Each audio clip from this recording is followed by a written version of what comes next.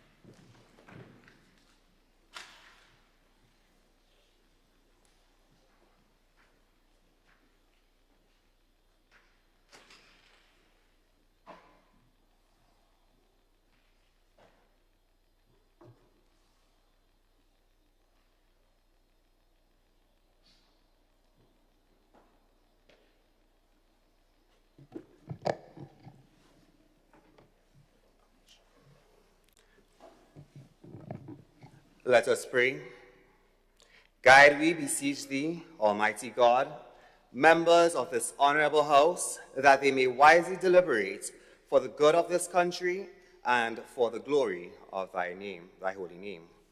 Honorable members, please join with me as we say the Lord's Prayer. Our Father, who art in heaven, hallowed be thy name. Thy kingdom come, thy will be done on earth as it is in heaven. Give us this day our daily bread, and forgive us our trespasses, as we forgive those who trespass against us. And lead us not into temptation, but deliver us from evil. For thine is the kingdom, and the power, and the glory, forever and ever. Amen. Pray be seated.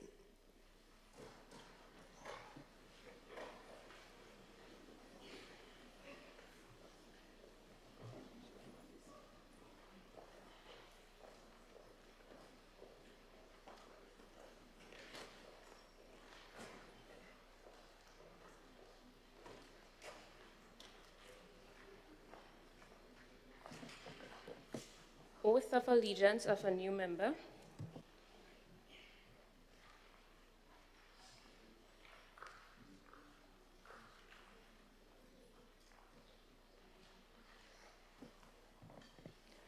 Messages from the Governor General.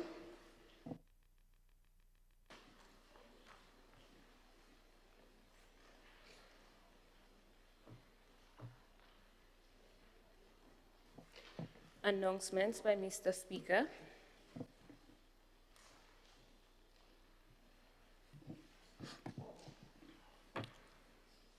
Welcome, fellow youth parliamentarians, to yet another sitting. And I want to thank you for your continuous contribution to this service and your unwavering service thus far. Before I continue with my announcements, I believe that this month is Men's Mental Health. And to the men in the gallery, I want to remind you that your voices matter, and that you should never be afraid to express yourself, as this is not a sign of weakness, but rather a sign of strength. As we continue, I would like to convey the regrets for absenteeism for the honorable member, youth member for St. George's Northeast. I would also like to welcome the following special people in this honorable house who are sitting here as strangers in the gallery. Honorable Philip Telesford, Honorable Ron Redhead, and Senator the Honorable Dr. Decima Williams. Welcome, and we do hope that you enjoy this parliamentary sitting. As we continue, please, honorable members, and to the strangers in the gallery, let us ensure that our phones remain on silent, or preferably they remain off. Members, please remember that for your speeches, you are not to read your speeches, but rather refer to your notes as the debate goes on. This concludes my announcements for this sitting. Thank you.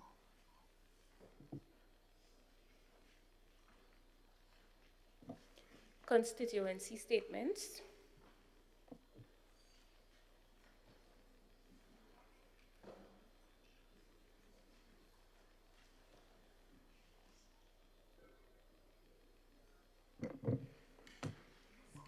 Honorable Youth Member.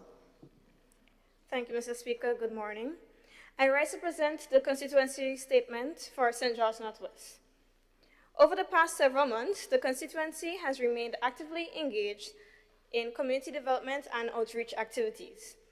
In December of last year, the Brisbane Progressive Movement hosted its Santa's Enchanted workshop, which featured a children's best dress competition.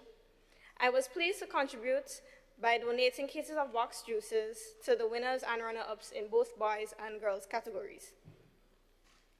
During January and February, the residents and I also participated in community cleanup activities in the Brisbane Community Center and surrounded areas in preparation for Grenada's independence celebrations. The Brisbane Progressive Movement King Show. These efforts not only enhance the appearance of the community, but also strengthen civic pride and volunteerism and cooperation among residents. In April, in collaboration with the NYP for St. Max, we organized a hike to Rainbow Falls. The event was an enjoyable and memorable experience, bringing together young people and community members for a day of recreation, fellowship, and appreciation for our island's natural beauty. The hike was filled with laughter, including me getting chased by a cow, breathtaking scenery, and great food, making it a truly successful activity. Looking ahead, we hope to continue hosting similar initiatives, particularly as the summer vacation period approaches. Planned activities also include a back-to-school drive and youth fun days, and our community-based events to provide engagement, recreation, and support for residents. These are the updates for the constituency of St. George Northwest. Thank you, Mr. Speaker. Thank you, Honorable Member.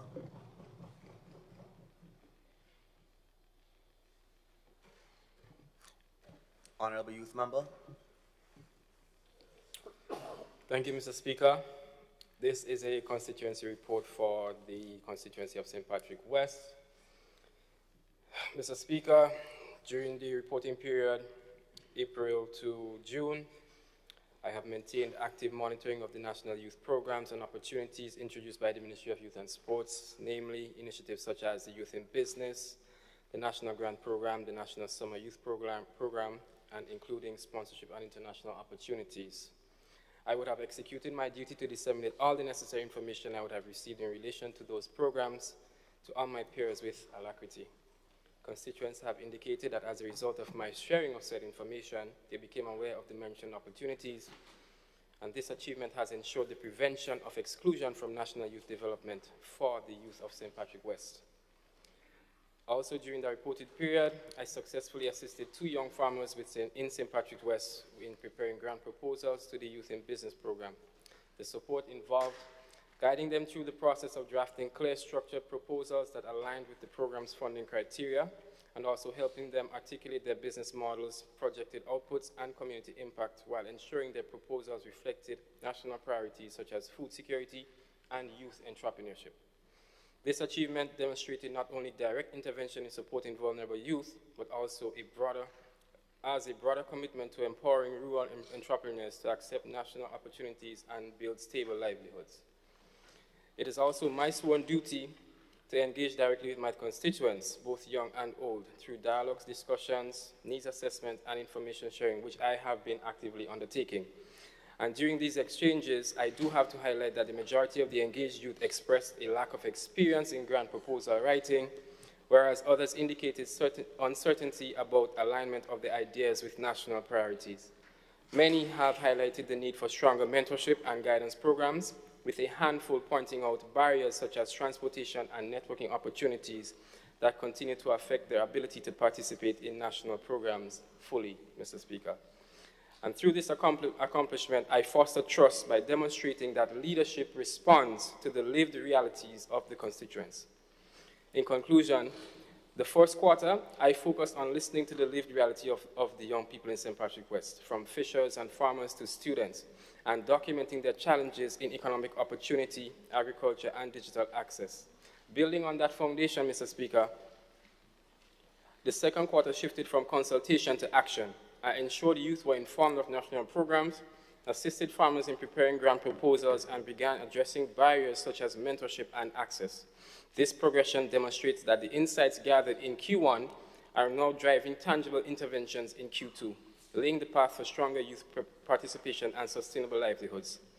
Though much remains to be done, Mr. Speaker, I am confident the groundwork is now firmly established for stronger youth participation in agriculture, entrepreneurship, and national development. This continuity underscores that the youth of St. Patrick West are not passive recipients, but active partners in shaping sustainable livelihoods and community resilience. Thank you. Thank you, Honorable Member. Honorable Youth Member for St. John.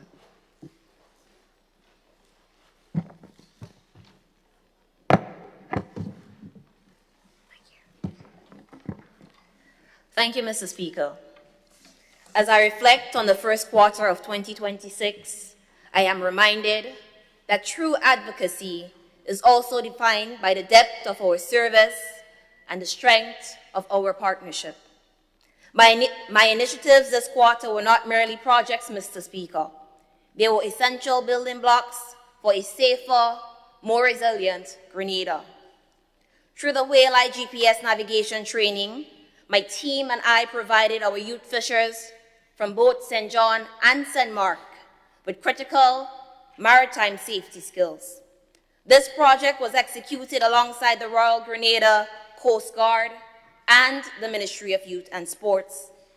I must also extend my deepest gratitude to the Ministry of Social Development for their continued investment in community development, and most importantly, Mr. Speaker, to the Helping Hands Association with our GPS navigation program. This project was originally scheduled for June 14, 2025. However, due to not having access to enough resources, it was cancelled and then rescheduled. Despite the cancellation, Mr. Speaker, the group of senior women from the Helping Hand Association remained committed to helping our youth fishers. So I must say thank you to Ms. Denise, Ms. Anne-Marie, Ms. Brown, Ms. James, Ms. Wendy, Ms. Liv, and the entire Helping Hands Association team for their nurture, guidance, and comfort during this rigorous journey. I also want to specifically thank the Royal Grenada Police Force, particularly the Office of the Commissioner, Mr. Speaker. The RGPF has been instrumental in our initiatives, collaborating on two major important projects, one being the Legacy Kinship and Afternoon of Rhymes and Tradition, and the other being the Whale Eye GPS navigation training held on March 14, 2026. It is heartening to see the RGPF's continued genuine commitment to community service and development. Thank you to the Royal Grenada Police Force Band and to the Royal Grenada Police Force Coast Guard. Your collaboration and contribution meant a lot to my team, the participants, and beneficiaries. It is important for us as a country to note that at the end of the day, our officers are also civilians, and we must appreciate their dedication and continued service towards safety and community resilience. To the St. John's Lions Club and all who supported our efforts, your dedication to local community building remains a beacon of service. Mr. Speaker, safety must be holistic. By participating in the Give to Gain Walk Against Violence, I join a collective call to protect our women and children. Building on this momentum, my team and I are initiating a self-defense program for St. John by the end of this year. We will conduct sessions in Concord, Grand Roy, and Guelph. We will dedicate 30 minutes to theory and awareness, supported by trained counselors, social service professionals, and security personnel, followed by 1 hour of practical self-defense training. I have extended this invitation to all our youth parliamentarians for their respective constituencies. However, you will have to secure the finances for the instructors. As a former national athlete in basketball, volleyball, and netball, I have pledged to support the development of women's basketball in Grenada. In collaboration with the Grenada Women's Basketball Association, we are organizing a secondary school female basketball jamboree tournament in Guav, St. John. Now, originally this tournament was scheduled for last month, however, it was rescheduled for the end of this month. Mr. Speaker, we see our young ladies and we believe that they deserve the opportunity to be seen and to be developed.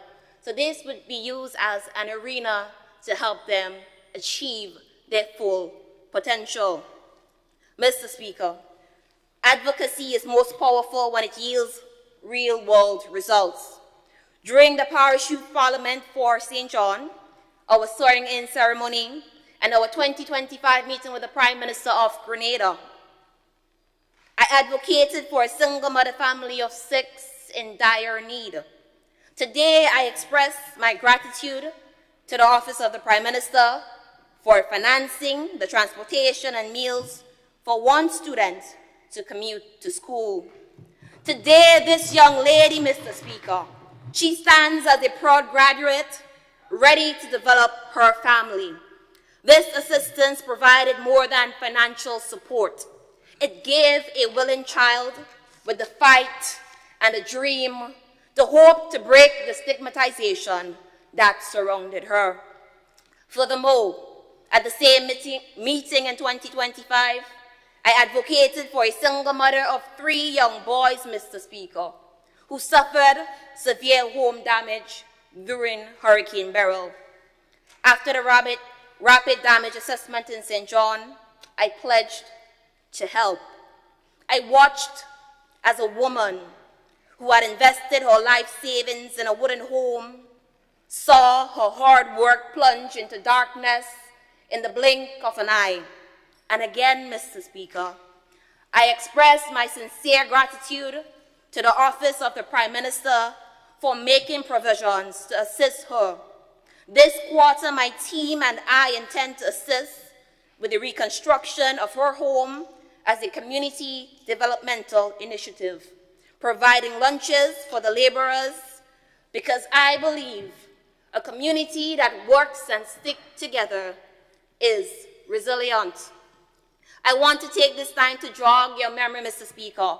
In 2025, I mentioned that my team and I would have assisted approximately 20 Grenadians in the application process to acquire studies abroad or scholarships. Today, Mr. Speaker, I would like to update this House. For the students in Guyana that had a scholarship for 1 year, Mr. Speaker, they are currently getting ready for graduation. And I mention this to this House, Mr. Speaker, because from the time these students departed Grenada to as of last week, I have been in communication with them. Now, they didn't have to reach out to me. They didn't have to share their grades with me. But as a youth advocate, I am grateful, and I feel a sense of warmth, Mr. Speaker.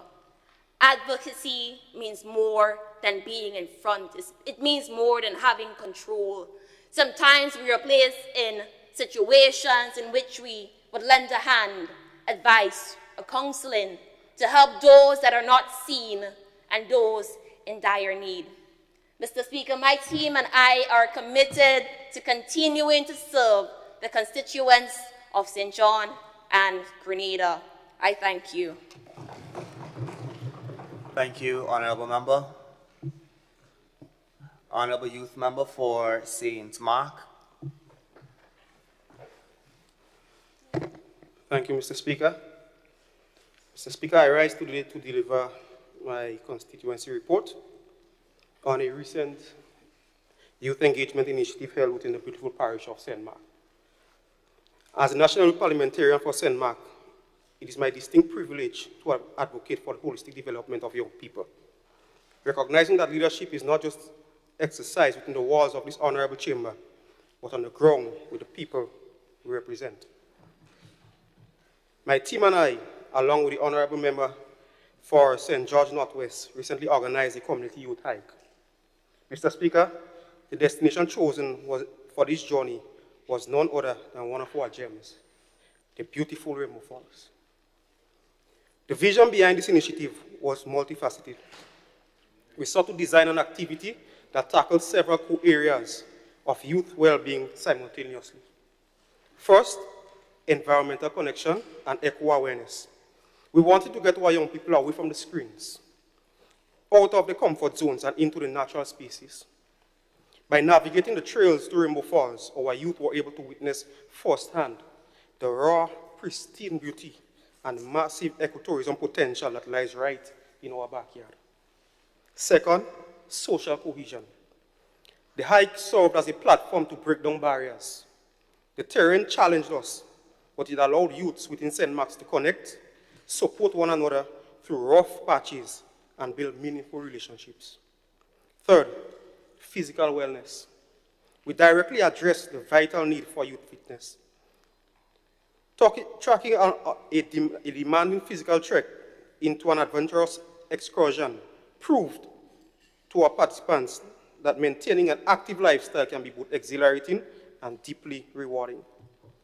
But above all, Mr. Speaker, the purpose was to ensure that our young people could gather to simply have fun, share laughs and experience a profound sense of belonging.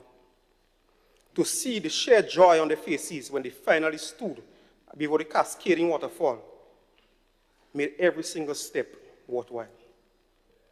To witness the camaraderie on the trail, youths encouraging one another, and the collective determination to reach the destination was a powerful reminder of what can be achieved when our youth move in one direction. I want to place on record my heartfelt gratitude to every single individual who showed up, stepped up, and conquered the journey to Rainbow Falls with us. And even though we got cramps, we fell and complained, and some got chased by cow, we had some cool coconut water to rejuvenate us, and wonderful memories. Mr. Speaker, initiatives like this may seem small, but are critical steps toward building a healthier, more unified and resilient youth demographic in St. Mark. Moving forward, I remain committed to creating more spaces where young people can grow, build friendships, and build community pride. Mr. Speaker, I also want to state, Mr. Speaker, that as a sports person, I just want to recognize, as one of the coaches of a small track and field club in St. Mark, the Momentum Track and Field Club, I just want to say that my duty goes beyond Youth Parliament. It started before Youth Parliament. And I am committed to serve and to ensure that the youth in St. Mark can achieve the fullest potential, whether it be academic or athletic. And we have, Mr. Speaker, for such a small club, I've seen the rise of one of our athletes making it to the character team. And I just want to call out her name, Mr. Speaker, so that persons will know and they'll get an idea of what is being done within St. Mark's and how we are playing our part. Ms. Makaya Frederick, she is not here today, but I just want to recognize her, Mr. Speaker. Thank you. Thank you, Honorable Member. Honorable Youth Member for St. Patrick East.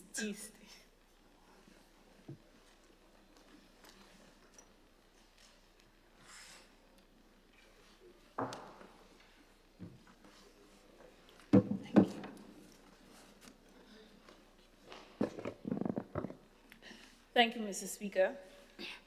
I rise to give my constituency report for the parish of St. Patrick's East. It is always a pleasure and a privilege to serve my community, and I want to take this moment to update you on what has been happening and what has been done on the grounds. Representing St. Patrick's is just not a title, but it's a daily commitment, and I'm grateful for every opportunity to make a tangible difference in the lives of the people of St. Patrick's East. Mr. Speaker, recently I had the honor of assisting a small family within the village of Riversally in accessing materials to construct a much-needed indoor bathroom and toilet facility. Access to a basic sanitation is a matter of dignity, and no family in my constituency should have to go without it. I am glad we were able to step in and I remain committed to advocating for the needs of every household in St. Patrick's East, especially those who often go unheard. Last month, I sat down with several young entrepreneurs from our community for a video interview series, which was aimed at raising awareness about entrepreneurship and inspiring our youths to explore business on various paths. Our young people have ideas. They are very creative, driven, and talented. Sometimes all they need is someone looking like them doing it and just a little push. These conversations are a reminder that the next generation of business leaders is already among us. I am also excited to announce that I'm currently in the planning stage of a job preparedness workshop designed to equip our young people with skills, confidence, and tools that they need to enter workforce successfully. From CV writing, interview skills, and professional development, this workshop will be practical, hands-on, and completely free. More details will be shared soon once I am through with it. St. Patrick's East, your trust means everything to me. I will continue to show up, speak up, and work hard because you deserve a representative who is not just present in Parliament, but right in the community with you. Thank you. Thank you, Honourable Member. Strangers in the gallery, please ensure that you keep your phones either on silent or, preferably, please turn them off so that they don't disrupt the proceedings for this sitting. Honourable members, you may proceed. Honourable Youth Member for Carriacou and Petite Martinique.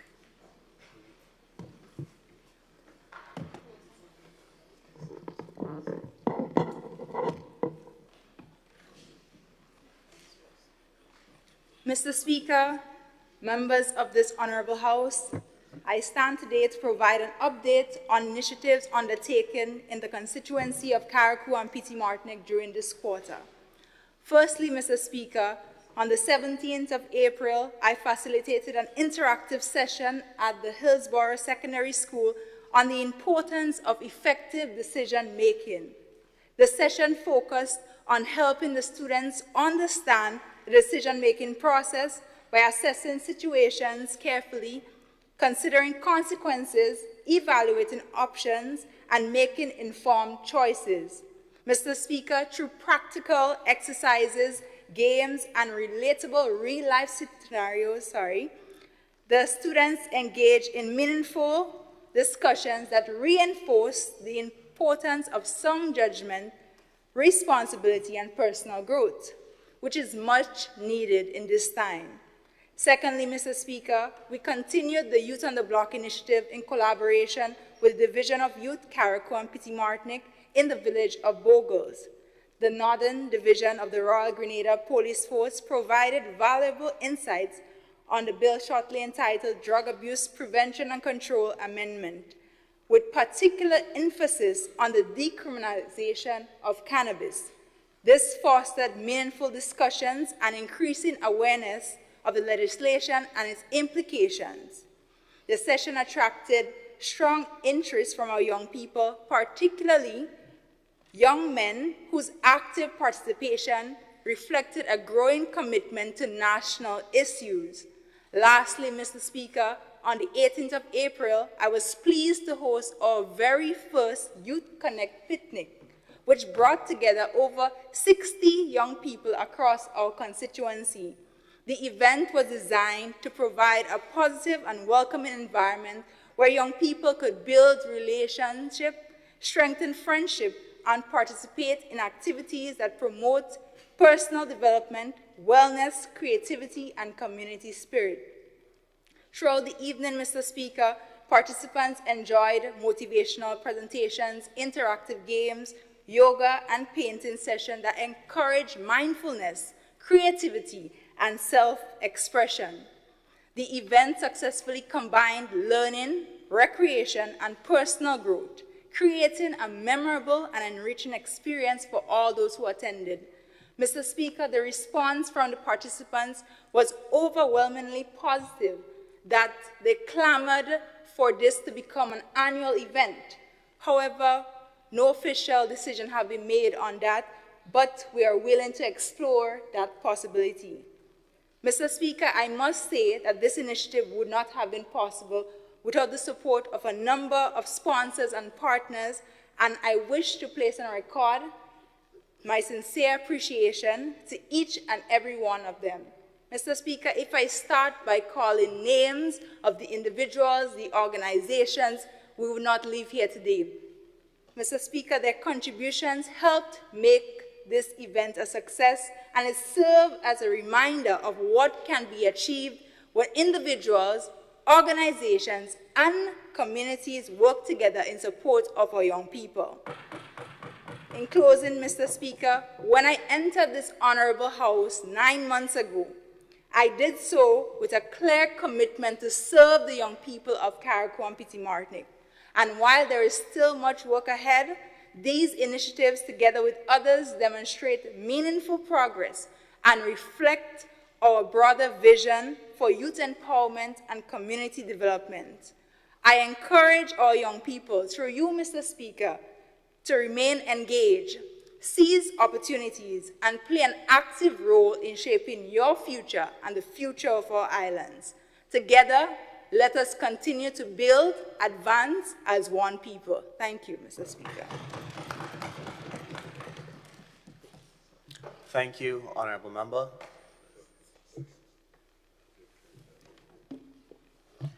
Honorable Youth Member for the Town of St. George.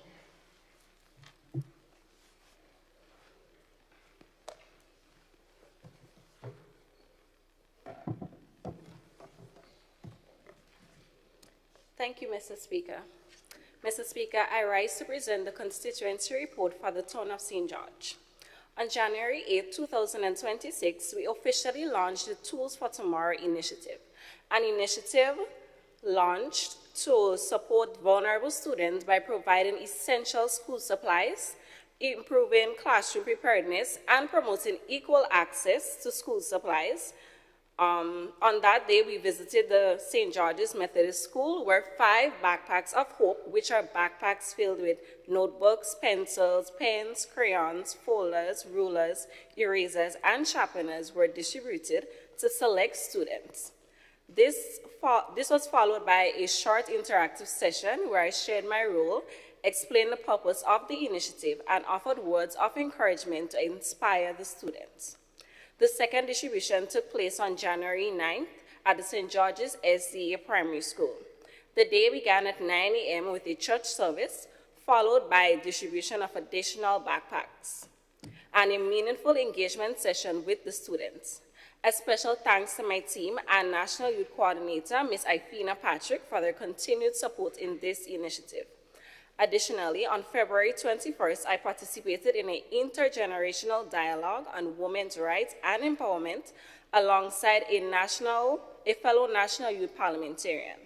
This session allowed for valuable discussion on issues such as gender roles, women's leadership, gender-based violence, and political representation, reinforcing the importance of shared responsibility and collective action in advancing women's empowerment. As I move forward in my role, I remain committed to meaningful youth engagement and community development, and I look forward to implementing impactful initiatives in the upcoming quarter that continue to empower young people and strengthen our constituency. Thank you. Thank you, Honorable Member. Honorable Youth Member for St. Andrew North East.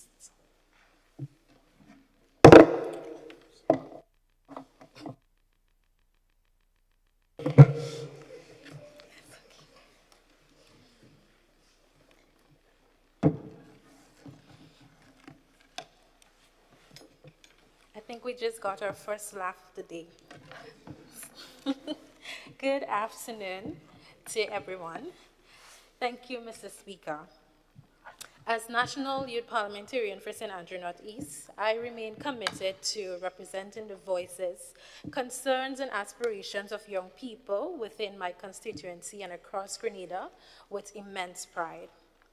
During a recent radio interview at Power FM, along with fellow youth parliamentarian Tariq Miller, I had the opportunity to reflect on the work undertaken through the Youth Parliament program, including community initiatives, youth empowerment efforts, preparations for this upcoming sit-in today, and we were able to bring the youth perspective on the issue of gender-based violence and to further amplify the call to end gender-based violence. Now, that interview was only a sample of what is yet to unfold in this honorable house. Tariq and I will also participate in the 13th Commonwealth Youth Parliament in Sydney, Australia in July. We look forward to representing Grenada with pride, engaging with young leaders from across the Commonwealth, sharing our national perspectives, and of course, bringing back valuable ideas and experience to strengthen advocacy and leadership right here at home. As part of Commonwealth Day 2026 celebrations, National Youth Parliamentarians, the entire cohort, developed and executed a school outreach initiative aimed at increasing youth awareness of the Commonwealth, cultural diversity, and youth engagement. The concept was developed collectively during the Youth Parliament's opening year retreat, and I was tasked with coordinating the initiative and preparing the project proposal. The activity involved interactive school presentations on the Commonwealth, Grenada's role within it, and the importance of youth participation and cultural exchange. A major component of the initiative was the collaboration with partner countries through recorded video exchange. We successfully networked and secured participation from Barbados, Pakistan, Namibia, and Turks and Caicos. The videos and highlights were shared across social media platforms and successfully promoted cultural exchange, Commonwealth awareness, and youth engagement. I also continue to support youth development through education, advocacy, and community engagement. In the coming period, I will be attending the SJC Grenville Secondary School Career Day, where I hope to encourage students to think boldly about their future, explore career paths, and understand the value of civic participation and service. It is an immense joy to be a part of this program, and I look forward to passing on the baton to the next generation and to see this work of service continue. At this Career Day, I will also be highlighting the work done by my fellow youth parliamentarians who continue to lead meaningful initiatives in their respective constituency. Their dedication reflects the strength of the Youth Parliament program and the importance of youth-led action. I was also successfully appointed to the 2026 United Nations Youth Advisory Group for Barbados and the Eastern Caribbean, following a competitive application and interview process. The Youth Advisory Group consists of youth leaders from across the Eastern Caribbean who support the UN sub-regional team in strengthening youth participation in policy advocacy within the youth development space. I attribute this appointment to my work as a youth parliamentarian and youth ambassador. Additionally, I recently moderated a session under the SIM Caribbean Media Information Literacy and Youth Stakeholders Hybrid Workshop, further contributing to youth dialogue, media, and information literacy. Plans are currently underway for St. Andrews Northeast Youth in Sport Uniting Communities initiative, aimed at bringing young people and residents together through friendly competition, recreation, and community bonding. Through this initiative, we hope to promote unity among the different villages and communities, encourage healthier lifestyles, create positive spaces for youth engagement, and strengthen relationships across the constituency. The goal is to not only host a sporting event, but to use sport as a tool for connection, teamwork, discipline, and community pride. As I continue this journey, I remain focused on service, representation, and creating opportunities for young people to be seen, heard, and meaningfully included. Thank you. Thank you, Honorable Member. Honorable members, please be reminded that what we're having right now is constituency statements, sorry, just a little tongue twister right there, and not personal explanations. Members, you may proceed.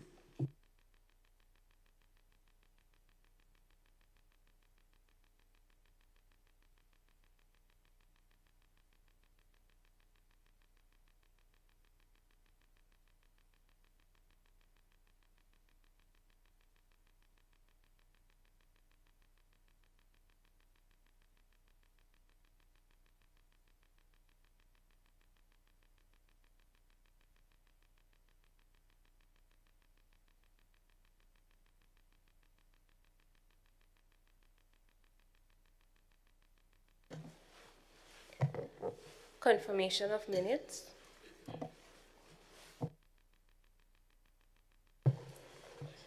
Honorable Youth MP for St. David. Mr. Speaker, I beg, I beg to move the minutes of the meeting of the National Youth Parliament, Mount Welldale, St. George, on the 9th day of March 2026 be taken as read. Honorable members, the question proposed is that the minutes of the meeting of the National Youth Parliament held at the Parliament Chamber, Mount Welldale, St. George, on the 9th day of March 2026 be taken as read. As many as are of the opinion, say aye. Aye. Aye. Those of the contrary opinion, nay. I think the ayes have it. The ayes do have it.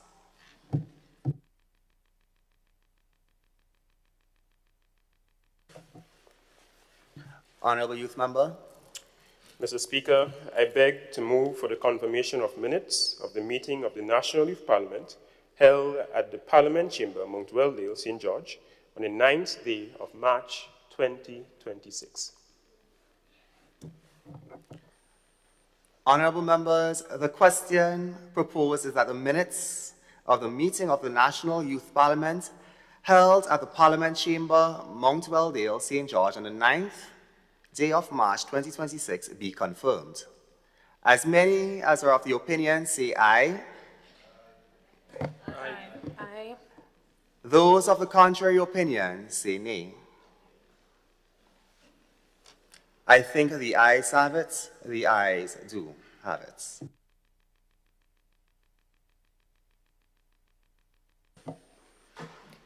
Petitions.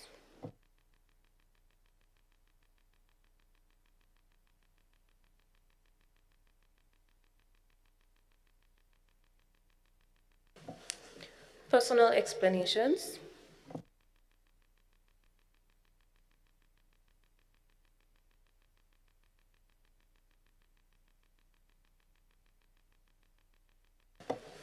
Motions. Honorable Youth Prime Minister. Thank you, Mr. Speaker. Mr. Speaker, I rise to move for the adoption of the following resolution standing in my name.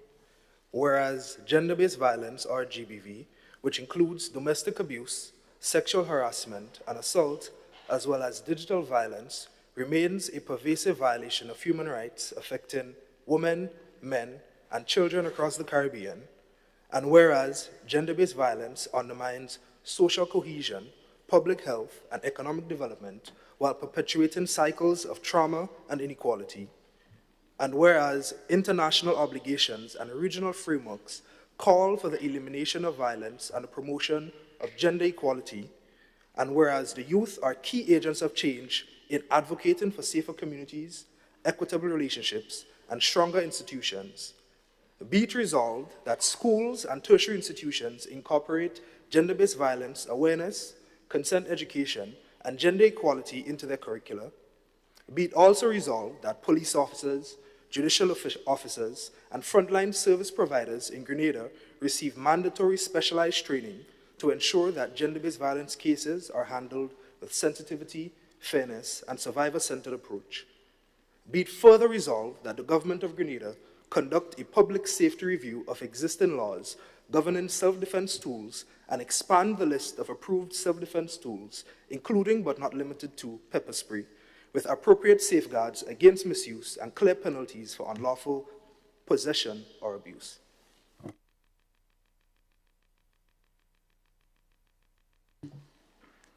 Honorable members, the question proposed to this National Youth Parliament is, be it resolved that schools and tertiary institutions incorporate gender-based violence awareness, consent, education, and gender equality into their curricula. Be it also resolved that police officers, judicial officers, and frontline service providers in Grenada receive mandatory specialized training to ensure gender-based violence cases are handled with sensitivity, fairness, and a survivor-centered approach. We have further resolved that the government of Grenada conducts a public safety review of existing laws governing self-defense tools and expand the list of approved self-defense tools, including but not limited to pepper spray, with appropriate safeguards against misuse and clear penalties for unlawful possession or abuse.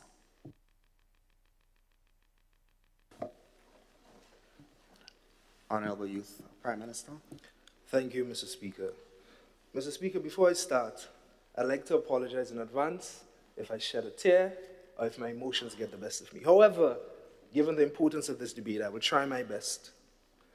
Mr. Speaker, honorable members of this House, distinguished guests, and the young people of Grenada, Carriacou, and Petite Martinique, good afternoon. Before we enter the serious policy details of this motion, I would like for this House to sit for a moment with the human weight of what we're about to discuss. Because behind the formal language of GBV, or gender-based violence, are people who wake up every single day carrying a fear that is sometimes invisible to everyone around them. Mr. Speaker, gender-based violence moves through our society quietly, but persistently. It enters our classrooms, workplaces, clinics, our communities, churches, police stations, and even our social media platforms. And what that does is it shapes how people trust. It shapes how they move, how they speak, how they form relationships, and of course, how safe they feel in spaces that should never require courage to simply enter.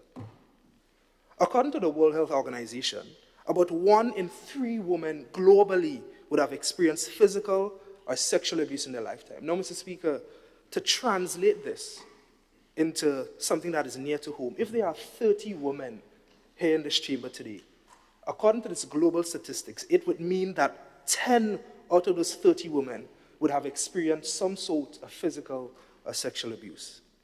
Mr. Speaker, even if those experiences are not visible, even if they are never spoken aloud, they still represent lives that are interrupted, families that are affected, and communities that are carrying wounds that statistics simply cannot begin to describe.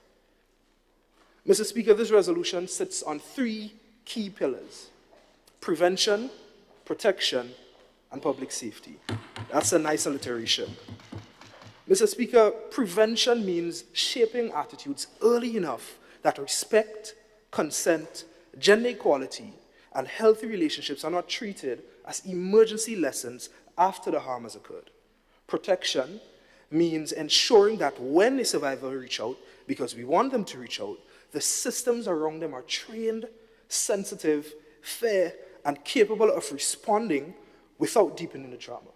And of course, Mr. Speaker, what I would say the heart of the resolution, public safety, means reviewing the tools, the laws, safeguards, and penalties that govern how people may lawfully protect themselves, so that safety is pursued with responsibility rather than fear, and with accountability rather than confusion.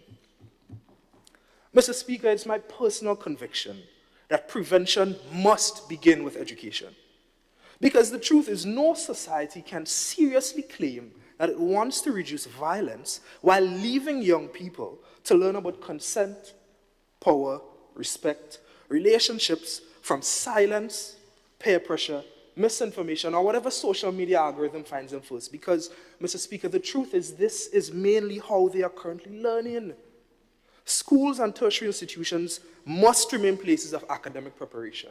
However, they must become spaces where young people are guided to understand boundaries, to recognize coercion, to reject harassment, and to respect the dignity of others. Mr. Speaker, the goal of this is not to replace the role of the families. We're not trying to replace the role of the churches or of the communities.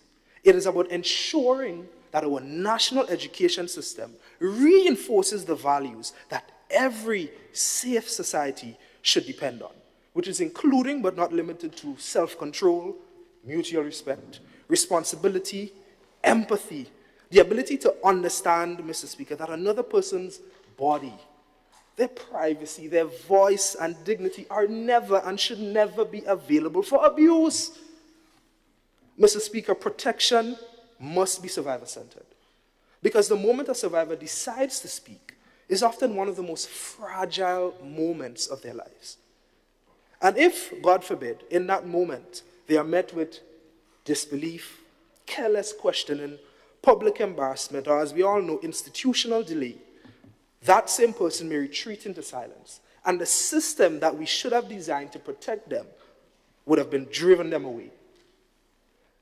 The World Health Organization makes clear that violence, whether it's sexual, physical, mental, has serious effects, mainly social and economic consequences.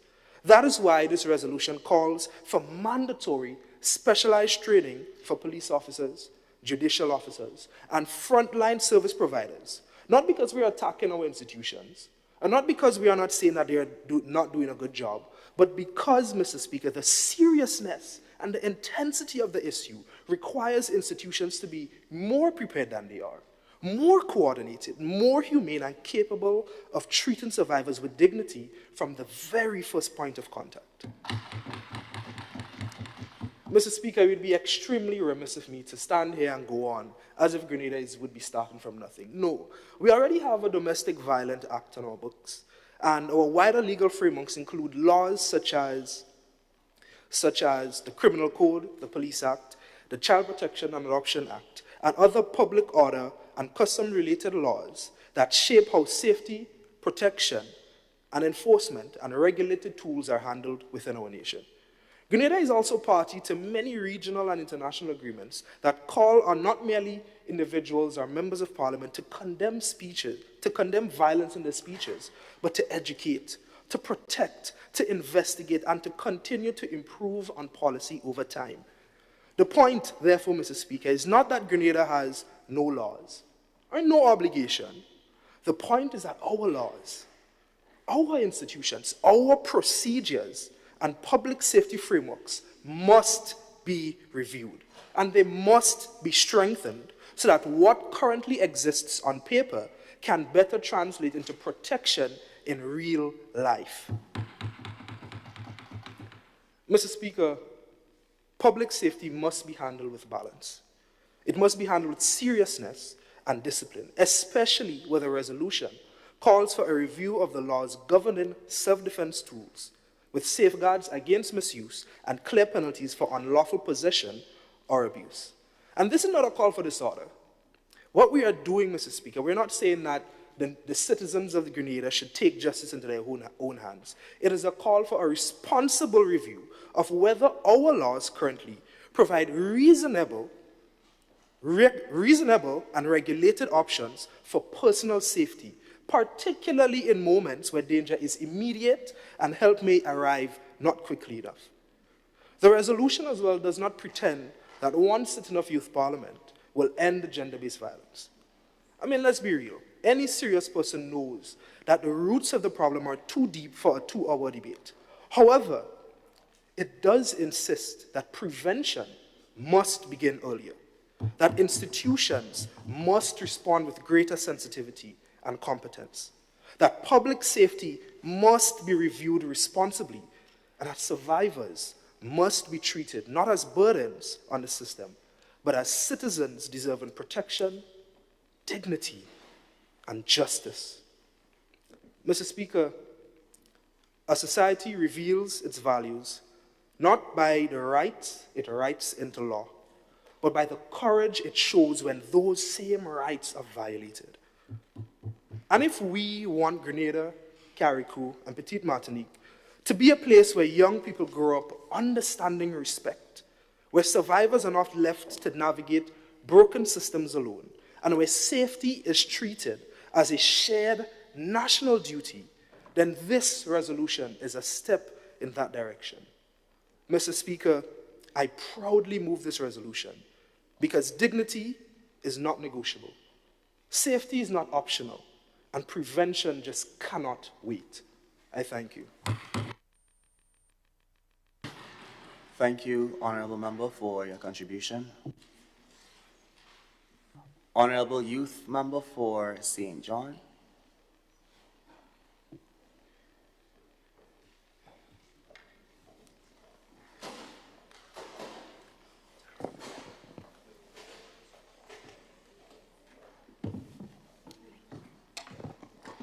Thank you, Mr. Speaker.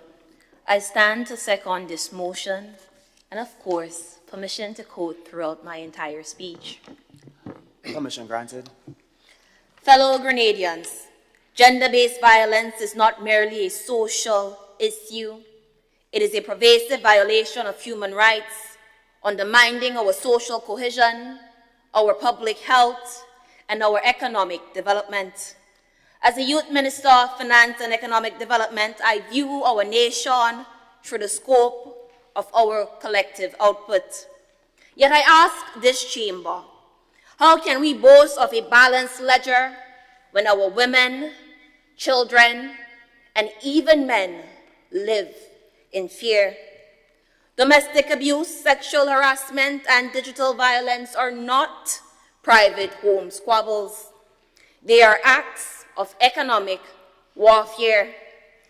According to the Grenada's Women Health and Life Experiences study, and I quote, gender-based violence drains a staggering $171.6 million Eastern Caribbean dollars annually from our economy, wiping out 5.24% of our gross domestic product, end of quote.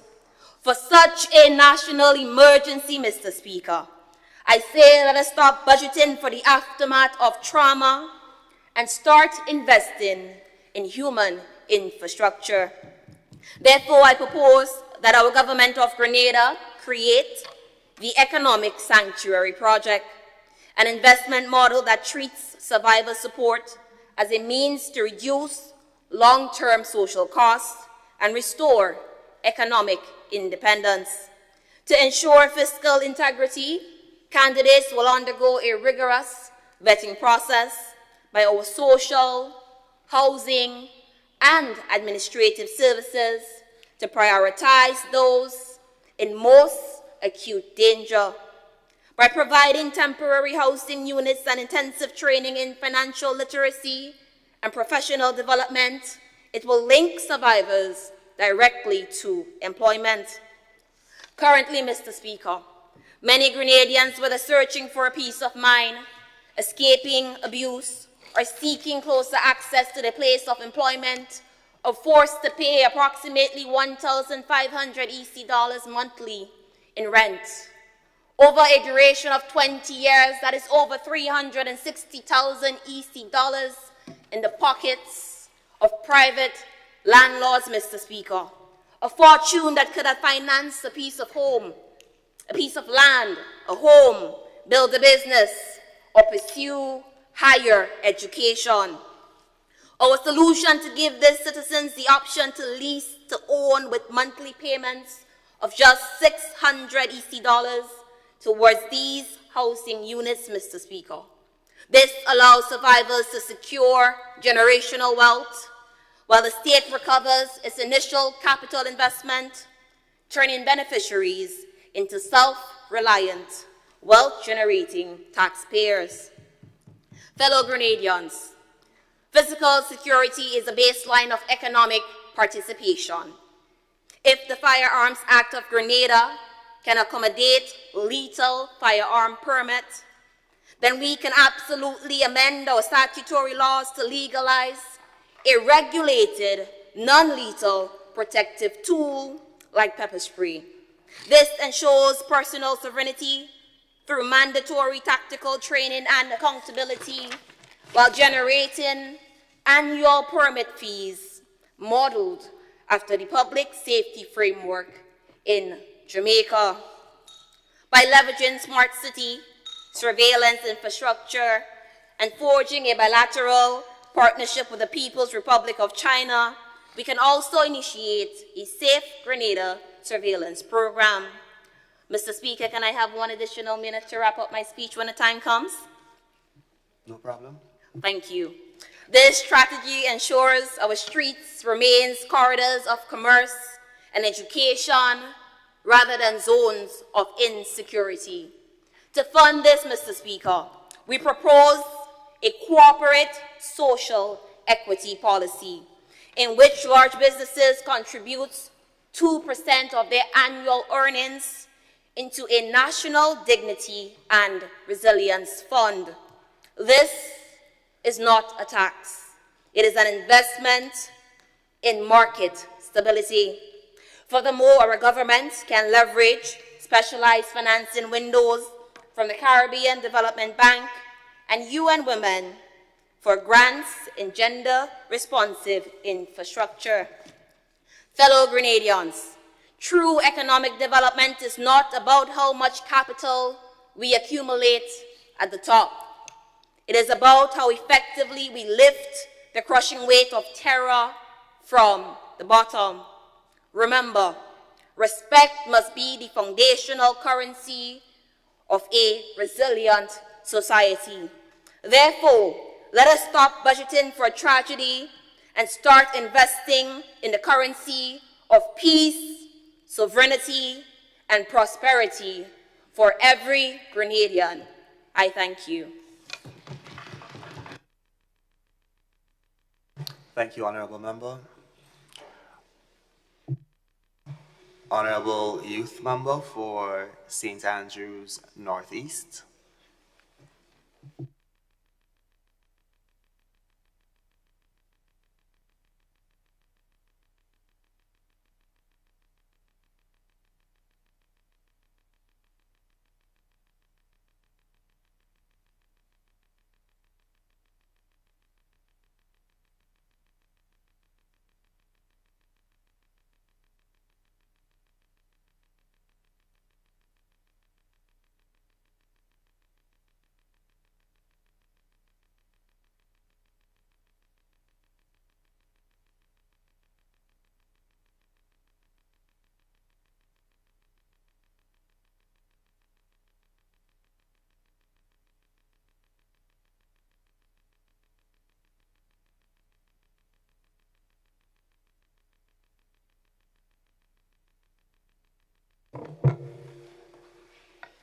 Mr. Speaker, a moment ago, a message traveled across this room.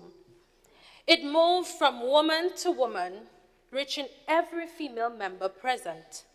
But some people were left out, the men. For generations, many of our conversations on gender-based violence have followed a similar pattern. We gather our women, we educate our girls, we empower our daughters, and we should. But while we are speaking to the victims, who is speaking to the perpetrators? Who is speaking to the young boy learning that anger is strength? Who is speaking to the man who mistakes control for love? Who is speaking to the friend who witnesses abuse and remains silent? Who is speaking to the father, teaching his son what a relationship should look like? Mr. Speaker, if we leave men out of the conversation, will leave a critical part of the solution out as well.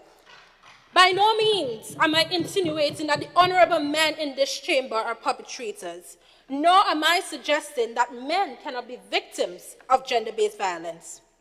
However, the data consistently shows that women are disproportionately affected and that men are more often the aggressors.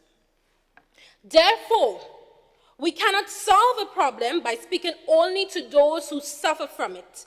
We must also speak to those who perpetuate it, those who enable it, those who witness it, and those who have the power to stop it.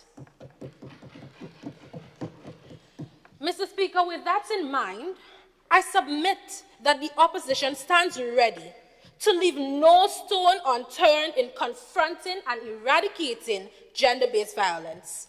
Our position is this: gender-based violence is far too complex, far too pervasive, and far too devastating in its consequences for us to limit our responses to a few interventions alone. While time may not permit the amendment of this resolution today, we trust that the considerations raised by this side of the House will inform future policy and action. The opposition seeks to expand the conversation beyond what is presently before this House. We will examine accountability within the systems designed to protect victims, the need for education and intervention beyond the classroom, the importance of community policing, public awareness, national parent initiatives, the need to address delays within the justice system, and the value of evidence-based policy making that targets the root causes of violence within our communities. Our objective today is not merely to critique this resolution, but to build upon its foundation, ensuring that our national response is comprehensive and capable of delivering meaningful change for generations to come. Mr. Speaker, data without action is just numbers. One of the most promising clauses in this resolution is a call for a public safety review. But I submit that a review alone is not enough. We must move beyond collecting data and governing through it. What I mean by this, Mr. Speaker, is that we must ask insightful questions that allow us to understand the true nature of this problem. Which communities experience the highest rates of domestic violence? Which age groups are most affected? Where are reports being made? Where are reports not being made? How long does a victim wait for justice? How many cases are withdrawn and why? Data is not merely about counting victims. Data tells us where to intervene, where to invest, and where to save lives. If one community is disproportionately affected, let us target that community. If one age group is most vulnerable, let us target that age group. If one institution is failing, let us reform that institution. Let evidence guide our action. Let data guide our response.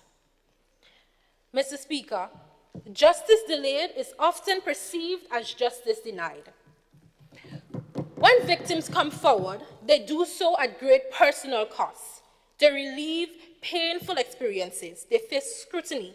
They often put their safety, reputation, and emotional well-being on the line. Yet many cases take months and sometimes years before reaching resolution.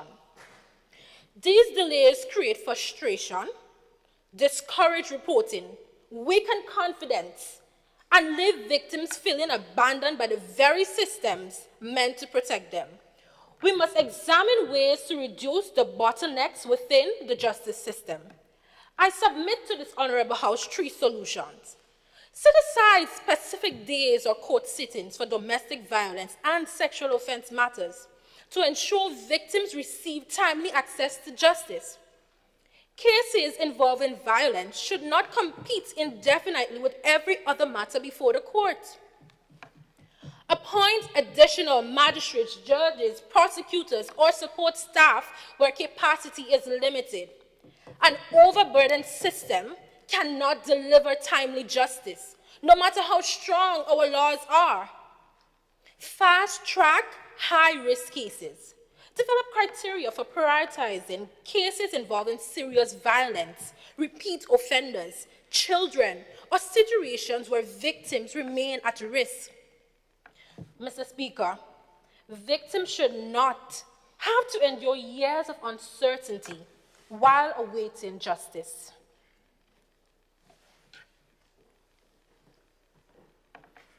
I was so pleased to hear that there are plans to increase support for survivors, plans to increase housing opportunities, and plans to increase legal aid services. So, Mr. Speaker, this point I now strike from my speech, but note that I will hold the honourable members on the other side accountable to seeing its fruition. Earlier in my speech, I noted that women are disproportionately affected while men are often the aggressors. Permit me to then say this. Many have attributed gender-based violence to patriarchy and male dominance. Whatever language we use, one thing is certain. Violence was never God's design. I have never opened the Bible and found a passage that condones abuse. Ephesians instructs husbands to love their wives as Christ loved the church and gave himself for her. To lead or to be the head of a household was never meant to mean domination. It was meant to mean sacrifice. It was meant to mean protection. It was meant to mean love. Any man who uses his strength to harm rather than protect has departed from that standard entirely. And so, Mr. Speaker, I believe, we must invest in behavior modification programs, anger management classes, conflict resolution training, mentorship initiatives, and healthy relationship education. We cannot simply tell young men what not to become. We must also show them what to become. Too many of our young boys have grown up under the old saying, I tie my hen and I let go my cock. Mr. Speaker, violence is often learned behavior. If violence can be learned, it can be unlearned. If it can be normalized, it can be challenged.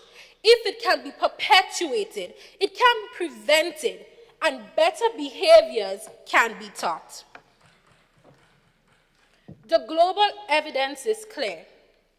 Countries and communities have achieved the greatest reduction in gender-based violence when they combine prevention, intervention, survivor support, rehabilitation, accountability, and enforcement. No single policy, no single program, and no single institution can solve this alone. We must adopt a whole-of-society approach. Today we debate a resolution. Tomorrow we return to our homes, our churches, our workplaces, our schools, and our communities. The question is not whether this House supports ending gender-based violence. We all do. The question is whether we are willing to do the difficult work, all that is required to end it. Are we truly willing to leave no stone unturned to ensure that no aspect of this crisis is left unaddressed? I thank you. Thank you, Honourable Member. Honourable Youth Member for St. David.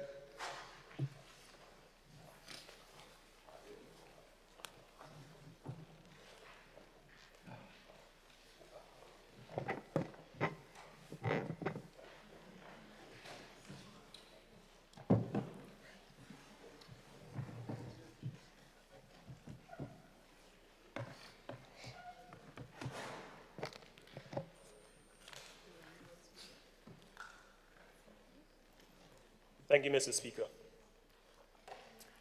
Honorable House, what is the recipe for rape? What are the ingredients for violence against women?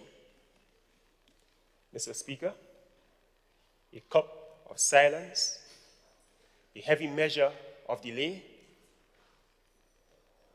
and a turned blind eye. This is a recipe for a justice system that tells a terrified woman, wait your turn. In this chamber and around the world, we have sanitized gender-based violence. We file it, we place it in policy documents, we debate it in documents, we tally up the UN data, and lament the loss of 5% of our GDP. But if we ought to be honest with ourselves, to only speak of dollars is an insult to the dead. Let's talk about the blood of our daughters. The blood of Kathy Brandon, of Madonna Swan, the blood, Mr. Speaker, of Aria Bola, of Robian Jeremiah, Honorable House, the blood of Esther Patterson, the blood, Honorable House, of Alejandra Let Hippolyte. The tragedy, Mr. Speaker, is not that we have run out of laws. The tragedy is that we have run out of the courage to stand in the gap for those who are being hunted. We have wrongly assumed that gender-based violence against women is only a private domestic matter. But the reality is that women are just as vulnerable in public as they are in homes to abuse. The landmark Grenada's Women Health and Life Experiences study revealed a sobering reality. 23.4% of Grenadian women have experienced non-partner sexual violence, with 1 in 10 surviving rape, and another 1 in 10 attempted rape. Furthermore, Mr. Speaker, 39% of our women have suffered abuse by an intimate partner. Yet a profound disconnect exists in how survivors access support, because the reality is a survivor will rarely run first to a police. They run to a nurse sometimes, a counselor, a teacher, a trusted member of the community. And if they themselves are not trained, and if these frontline actors themselves are not trained, then the link in support is already broken. Worse still, Mr. Speaker, worse still, our system weaponizes shame. We force survivors to recount their traumas in open rooms. We force survivors within earshots of their neighbors, forcing them to choose between dignity and safety. And I ask, Mr. Speaker, must then our daughters be a sword, a spear, a shield, to turn clasp hands into heated hatchets, to hold razors between their teeth, to be chiseled, prepared for rebellion against their flesh? Must they then become an arrow to the hand of the first man who tries to cover them out? We have operated in a fog of good intentions. I support this resolution, Mr. Speaker, but I cannot celebrate it because it has arrived too late. I am calling for 3 immediate alignments. First, dismantle ignorance at the root. We must embed consent, respect, and gender equality directly into the schools' curriculums. We need to raise a generation that honors boundaries before we are forced to prosecute those who shatter them. Mr. Speaker, dismantle the ignorance at the root. Second, we must revolutionize our frontline response. We must mandate specialized trauma-informed training for every police officer and judicial clerk within Grenada. We must eliminate crowded intake desks and end the weaponization of shame. Mr. Speaker, we cannot legislate the evil out of people's hearts, but we can and we must legislate the environment in which they operate. And Mr. Speaker, let it never be said that in this Parliament, that we knew the names of the women who have suffered, that we knew the statistics, that we knew the warning signs, and still chose to. Honourable member. Thank you. Oh. Thank you, Honourable Member, for your contribution. And before we proceed with the resolution, members in the gallery, please, you ought to limit your reactions, and the reactions, better said, should be limited to the members within the chamber who are debating. Additionally, we, the National Youth Parliament, would like to recognize Senator the Honorable Civil Francis, who is a stranger in the gallery. Honorable youth members, you may proceed. Honorable youth member for St. George's South East.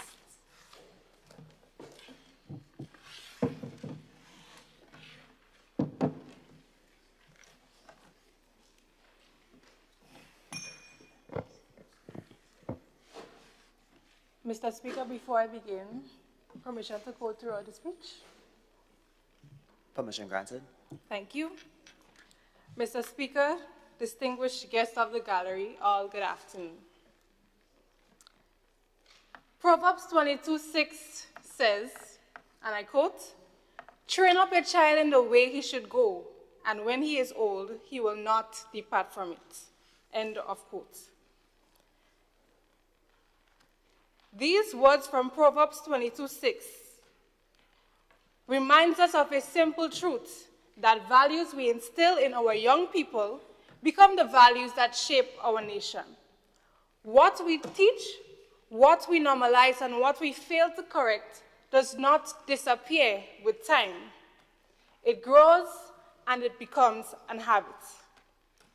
Mr. Speaker, when we speak about gender-based violence, we are not speaking about abstract policy. We are speaking about people. We are speaking about our lives. We are speaking about a student who feels unsafe in the very place meant for learning.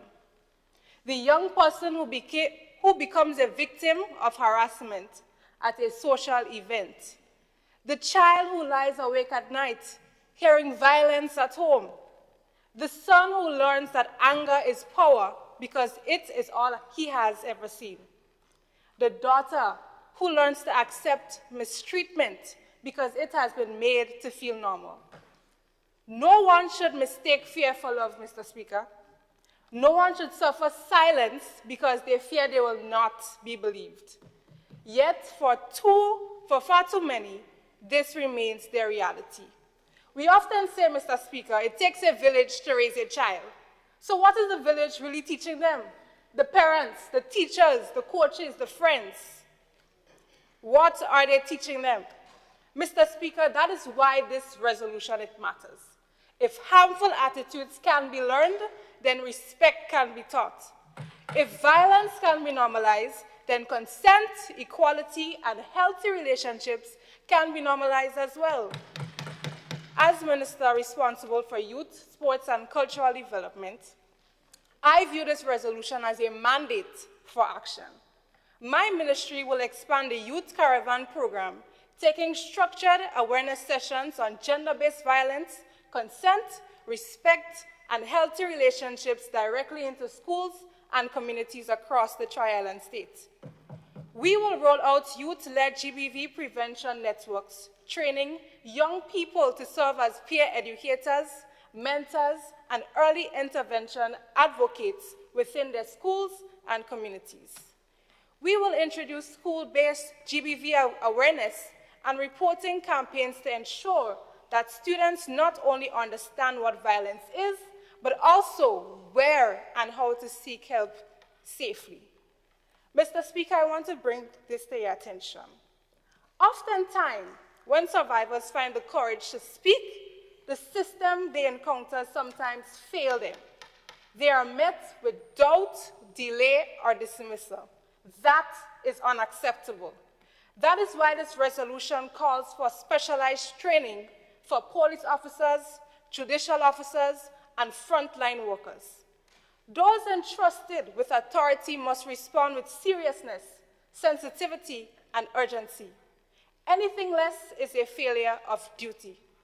Mr. Speaker, we are not where we need to be, unfortunately, but we know what must be done. At its core, this issue is not complicated. We all agree that violence is wrong. We all agree that every person deserves dignity and respect. We all agree that prevention is better than reaction. This resolution is not extreme, it is not unnecessary, and it is not unclear. In fact, it is practical, it is preventive, and it is long overdue. Mr. Speaker, the message is clear. We cannot wait for more victims before we act.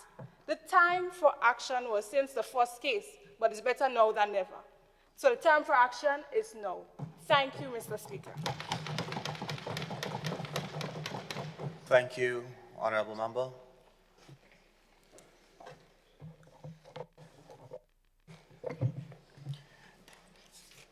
Honourable Youth Member for St. George's Northwest.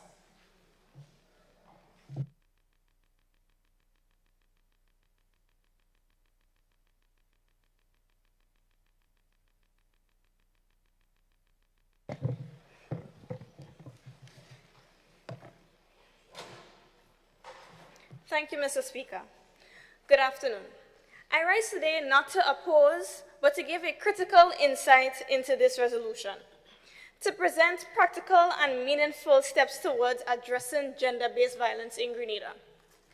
These resolutions recognize that preventing gender-based violence requires a collaborative effort involving families and the wider community. The resolution proposes that schools and tertiary institutions incorporate gender-based violence awareness, consent, education, and gender equality into their curricula. While these spaces provide an ideal platform to discuss these important topics, we must recognize that the home is the first and most influential place where children learn values and appropriate behavior. Therefore, I propose that we consider introducing national parenting education programs for expectant and new parents. Just as prenatal care is recognized as essential for physical health of a child, parenting education should be recognized as essential for a child's emotional and social development.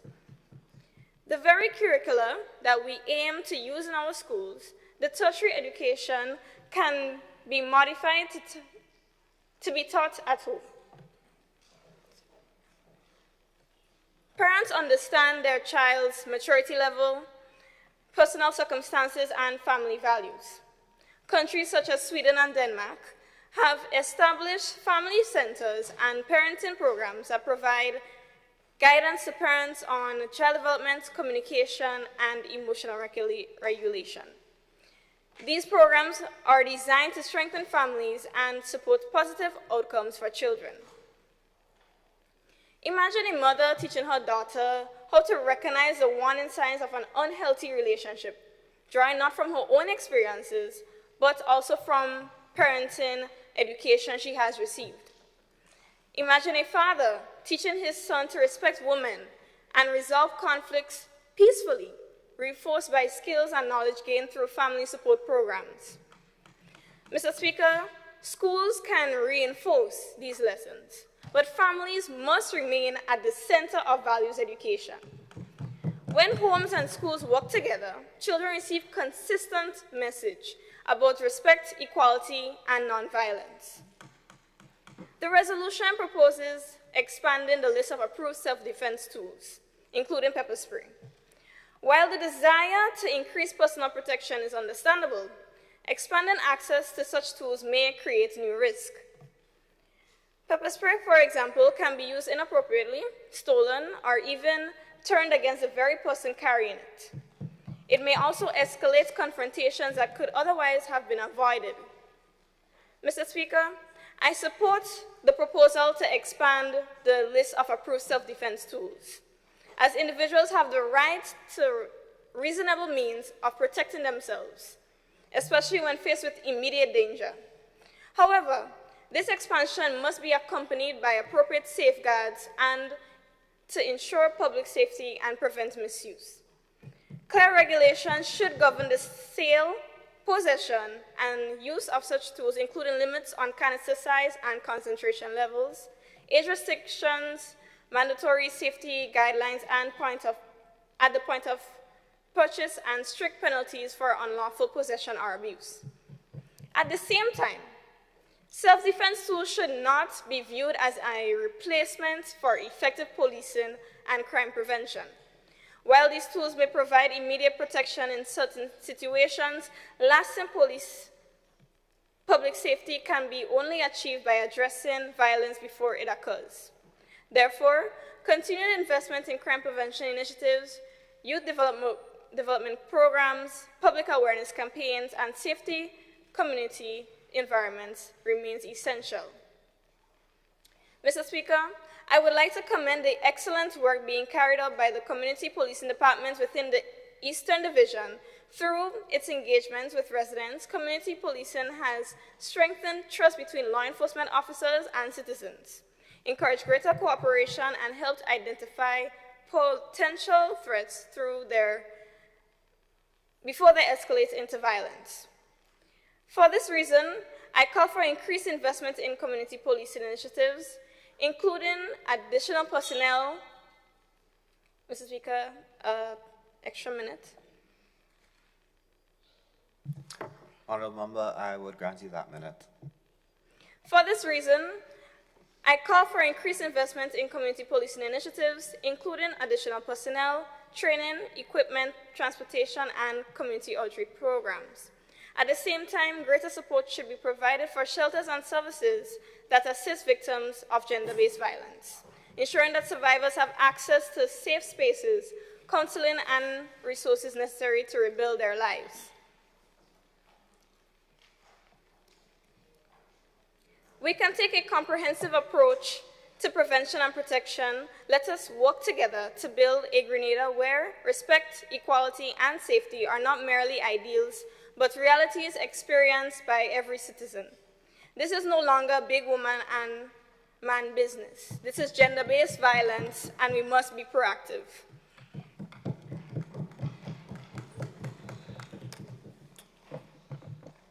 Thank you, Honourable Member. Honourable Member for St. Patrick East.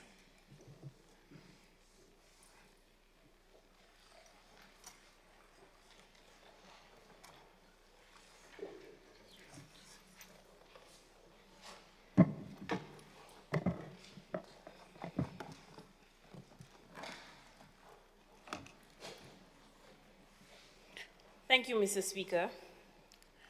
Honourable members, the young minds of this chamber, today I rise in firm, unwavering support of this resolution. I do so not merely as a representative of the resilient people of St. Patrick's, but as the Youth Minister of Education. Because I'm here to declare that war against gender-based violence will never be won on a battlefield. It will never be won in a prison cell. But, Mr. Speaker, education is where the fight begins, and it's where the cycle must die. Mr. Speaker, gender-based violence is not a private family squabble. It is a public health and national security crisis that bleeds into our schoolyards, disrupts our classrooms, and breaks the spirits of our children before they even reach adulthood. For far too long, our institutions have met this crisis with silence, with shame, and with systems that were simply never built to protect the vulnerable. This resolution demands that gender-based violence awareness, consent education, and gender equality be deeply embedded in our schools. As Minister of Education, I tell this House, this is not a radical experiment. This is an urgent, responsible mandate. If we leave our children's minds empty, social media will fill it. Peer pressure will corrupt them, and the generational cycles of trauma will destroy them. But, Mr. Speaker, let us be realistic.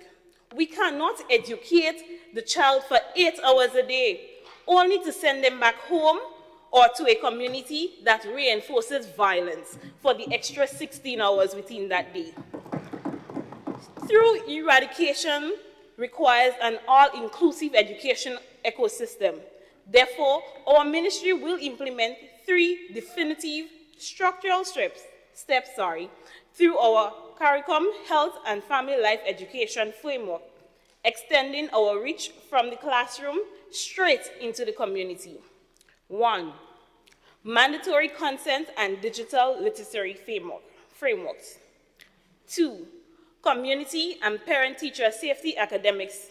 And 3rd, student-led peer and family advocacy program. Mr. Speaker, in St. Patrick's, teachers tell me that our students are suffering in silence because they do not even have the vocabulary to name what is happening to them. This is an educational failure, Mr. Speaker, and this is one this government is prepared to correct. The resolution also calls for specialized training for our police and frontline service providers. We must ask ourselves, what good is a survivor finding the courage to come forward if the very system they turn to dismisses them? A survivor-centered approach is a legal and moral obligation. As we discuss the public safety review of self-defense tools, let us be completely clear. We are not arming our population for chaos. We are offering a regulated response to an undeniable gap in a personal safety. For a young woman walking home alone in a dark rural road in St. Patrick, the distance between her and help could literally mean the difference between her life and death.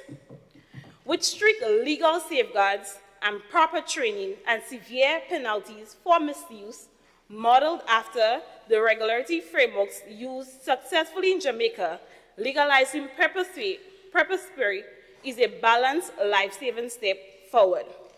Mr. Speaker, the youth of Grenada did not send us to this parliament to play politics with their survival. We came to legislate the structural change that our generation rightfully demands. We came to say loudly, clearly, and on permanent record of this House that gender-based violence will no longer be tolerated in this country. Our schools must do better. Our communities must do better. Our justice system must do better. And every single soul in this nation deserves the fundamental right to feel safe in their own skin. Mr. Speaker, this resolution is a step in the right direction towards light. I urge this honorable chamber to pass this motion. Mr. Speaker, 30 seconds to wrap up. 30 seconds granted. Thank you. I urge this honorable House to pass this motion, not for our political careers, but for every single survivor who never got the chance to stand at the podium, to look the world in the eyes and speak their truth. Mr. Speaker, I proudly commend this resolution to this House. A word to the wise is sufficient. I thank you. Thank you, Honourable Member.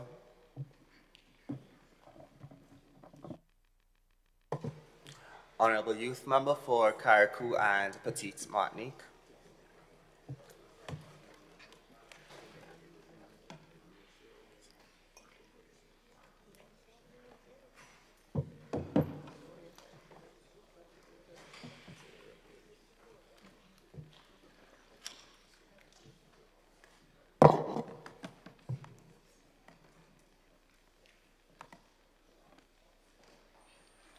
Thank you, Mr. Speaker. Mr. Speaker, members of this honorable House, one of the greatest challenges in confronting gender-based violence is that much of it exists beyond public view. Not every victim reports, not every act of abuse is witnessed, and not every story finds its way in a police report. It is for these reasons that I stand in support of this resolution. Mr. Speaker, gender-based violence is a violation of human rights that threaten the safety, dignity, and well-being of individuals, families, and communities. The evidence before us, Mr. Speaker, is deeply concerning, and as many of you have heard, the many statistics reported by my fellow colleagues, and we have also heard from the honorable member on the other side who stated it is more than collecting data. And I agree, Mr. Speaker.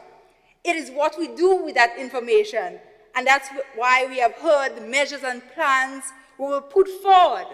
Because behind those figures, Mr. Speaker, our mothers, sisters, daughters, friends, neighbors, and colleagues lie. Mr. Speaker, even for those of us on our sister aisle, this issue is especially important because of the realities of life in small island communities. From 2025 to the present, the Division of Social Development in Carriacou and Petit Martinique recorded 14 domestic violence cases. The most recent report of these received last Friday, the 5th of June, involved physical, emotional, and psychological abuse. Additionally, 88 reports were recorded by the Royal Grenada Police Force during the same period, Mr. Speaker. These are not just numbers. They represent many individuals and families whose lives have been affected and who deserve our attention, support, and action. Mr. Speaker, but these cases that concern me most are not the ones on paper. They are the ones that are never reported. In close-knit communities such as Carriacou and Petit Martinique, where everyone knows everyone, reporting abuse can be extraordinarily difficult. Many victims fear being recognized, talked about, judged, or exposed. Others worry that information may not remain confidential. As a result, some suffer in silence rather than seek help. The reality means our response must go beyond encouraging people to report. We must build systems that people trust. Mr. Speaker, victims must have safe and confidential ways to seek help without fear of exposure. They must have access to counseling, legal advice, and support services that are easy to reach and responsive to their needs. We must strengthen referral pathways so that when someone takes the courageous step of asking for help, they can move quickly and seamlessly from reporting to receiving protection, counseling, legal assistance, and ongoing support. Mr. Speaker, most importantly, we, the people of Carriacou and Petit Martinique, must have the same level of access to these services as those on the mainland. Geography should never determine whether someone receives protection, support, or justice. We must continue promoting education and awareness that encourage healthy, respectful relationships while ensuring that those who seek help are met with professionalism, dignity, and compassion. We must also strengthen our laws and policies, and you have heard my fellow colleagues mention it time and time again, to better protect victims, hold perpetrators accountable, and provide practical safeguards that enhance personal safety and public confidence. Mr. Speaker, these actions are necessary, and ending gender-based violence requires a whole-of-society response. It requires fathers teaching sons that strength is found in respect, not in control. It requires mothers teaching daughters that they deserve dignity and safety. It requires our teachers, leaders, community organizations, law enforcement, and a matter of fact, all citizens playing their part to work together to break the cycle of violence. Today, Mr. Speaker, as I close, let us send a clear message that gender-based violence has no place in our homes, our communities, and our tri-island states. And let us remember that gender-based violence has no color, creed, race, no religion, and no political affiliation. It affects us all. Mr. Speaker, please grant me additional time as I wrap up, because this is a very emotional discussion here. Honorable member, I can see your passion, and I shall grant you 30 seconds. Thank you, Mr. Speaker. It affects us all. Therefore, our response must also know no division. Let us stand united as one people, one nation, and one tri-island state to say that enough is enough. Together, we can build communities where respect replaces fear, where justice replaces silence, and where every citizen can live free from abuse. Thank you, Mr. Speaker. Thank you, honorable member. Honorable youth member for St. Mark.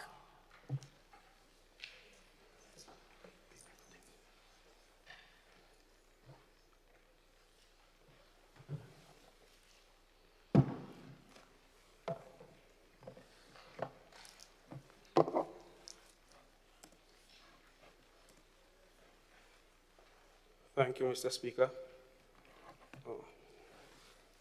Members of this honorable House, good day.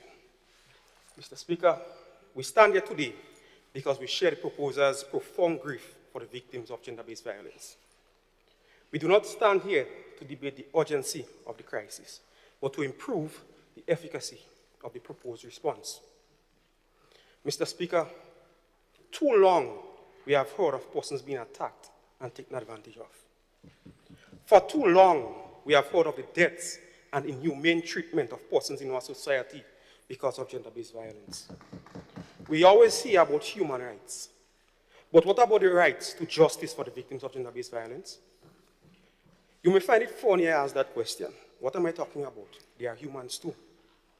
But look at the history. Look at the brutality some victims face.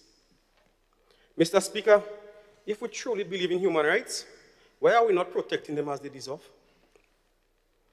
Mr. Speaker, we speak today of mandatory training for our officers. But let us be clear about the reality on the ground. Grenada already have departments and a unit to combat gender-based violence. The Community Relations Department, Special Victims Unit, Ministry of Social Development. But if these structures exist, why does the threat of gender-based violence remain? It remains because we are fighting a battle against something deeply ingrained in the fabric of our society. The bias that whispers that domestic abuse is a private matter or a family quarrel. I've heard the stories, and I'm sure you have too. A victim, trembling, terrified, finally finds the courage to walk into a station. They place their safety into the hands of officers whose duty it is to uphold the law. A law that is meant to protect from inhumane or degrading treatment. A law that states in the Domestic Violence Act, permission to quote, Mr. Speaker. Permission granted. And I quote, police officers have a duty to respond to every complaint or report alleged domestic violence, whether or not the person making the complaint or the report is the victim, unquote. Yet, because of a lack of empathy, or perhaps unchecked bias, the report is sometimes filed away, ignored, or dismissed. The victim now goes back to the very home that has become their prison. Mr. Speaker, when that victim goes back to that house, and that abuser knows that they try to talk to the police, the risk of lethal violence skyrockets. Research calls it separation assault. And when the worst happens, when that victim ends up in the hospital, or God forbid, loses their life, we look at the officer who ignored the plea. We look at the report left to gather dust.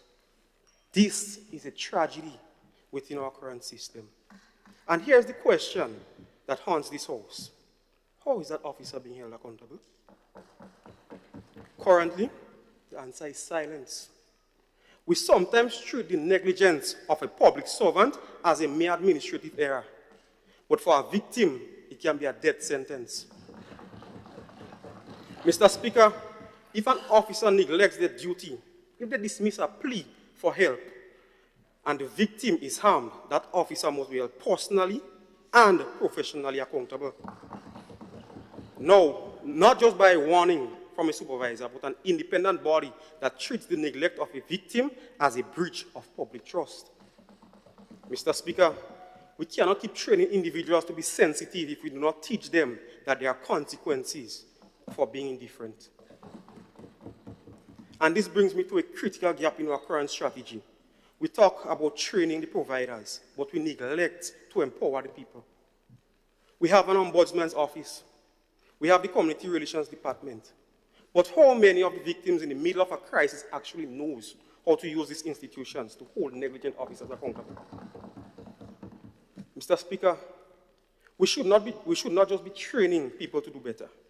We should be building a system that makes it impossible to do anything else. My suggestion is this. Instead of simply mandating training for officers, let us mandate a survivor's Bill of Rights. Every individual who walks into a police station to report gender-based violence should be handed a document in plain, clear language that explicitly states their right to professional, sensitive response, the specific timeline in which their report must be processed, and crucially, the direct steps they can take if they feel ignored, dismissed, or subjected to unreasonable delays. They need to know exactly how to contact the ombudsman. Mr. Speaker, just 2 more minutes, please. Honorable Member, I shall grant you 1 minute, 30 seconds. Mr. Speaker, a big chunk and important part of my speech is being.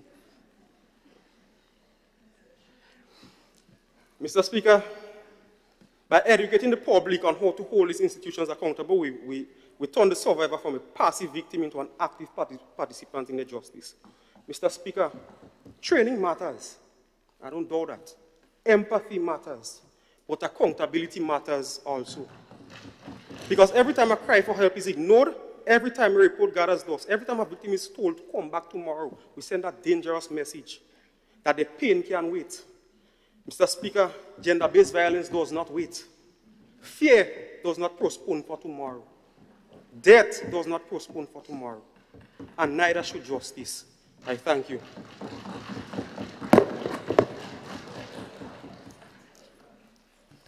Thank you, Honorable Member.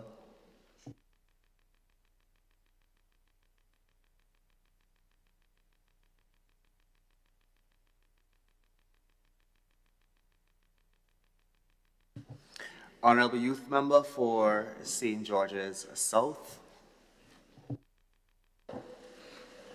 Much obliged, Mr. Speaker. Mr. Speaker, when you were addressing the member for St. George Southeast, you addressed her as a member for St. George South. So that was something I think should have been corrected from there. But it's okay, we'll continue because we're here to propose a resolution for gender-based violence. Mr. Speaker, permission to quote throughout my speech. Honorable Member, permission granted, and for the record, I did say St. George's Southeast. Okay, Mr. Speaker. Mr. Speaker, too often when discussing gender-based violence, we focus solely on sympathy. Don't get me wrong, sympathy is definitely important, but sympathy does not protect victims. Action does. Mr. Speaker, as Dr. Martin Luther King Jr. once said, and I quote, "Our lives begin to end the day we become silent about the things that matter." End of quote, Mr. Speaker. Mr. Speaker, today we are gathered here because silence is no longer one of the options, Mr. Speaker. Let's put this into perspective, Mr. Speaker. Look around us, not merely in this chamber, but in our communities. What do we see?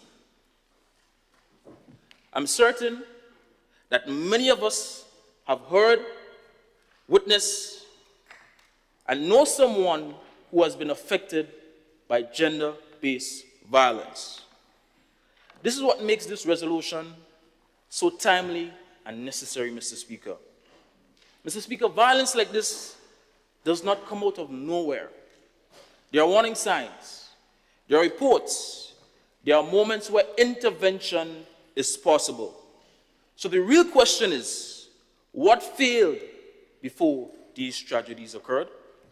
Was it the family structure, the education system, our social norms and values, our sense of empathy, or simply our way of life? However, Mr. Speaker, we, the National Youth Parliament cohort, are not here merely to identify society's challenges. We are here to advance solutions. This is the beauty of our National Youth Parliament, Mr. Speaker. Mr. Speaker, as Youth Minister for Infrastructure and Physical Development, I recognize that prevention must also be built into the spaces we create, Mr. Speaker. Grenada's commitments under the Belém-do Pará Convention and CEDA require us not only to condemn violence, but to help prevent it, Mr. Speaker.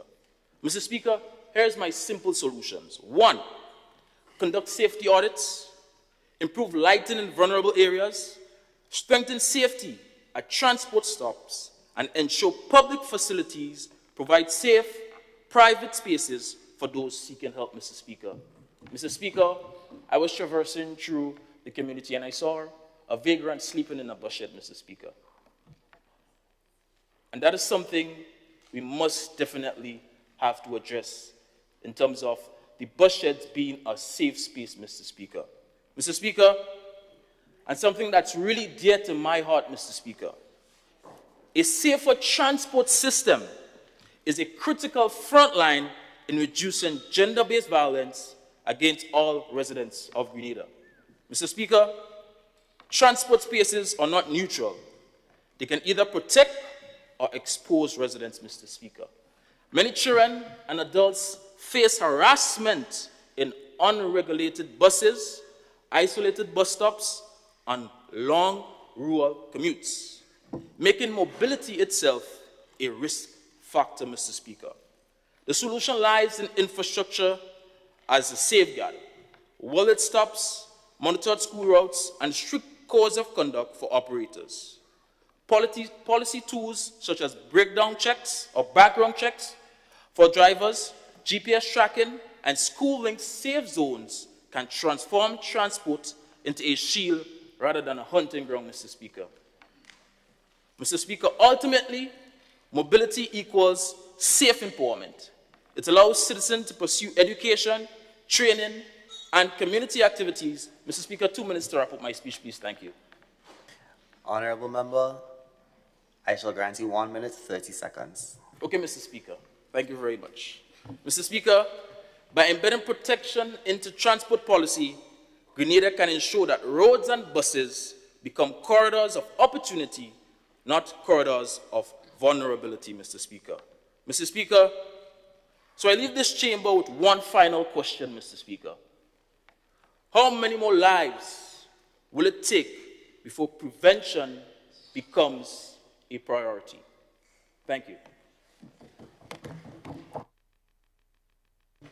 Thank you, honorable member. And I guess clearly you didn't need 1 minute, well, 2 minutes. Are there any other contributions to this resolution?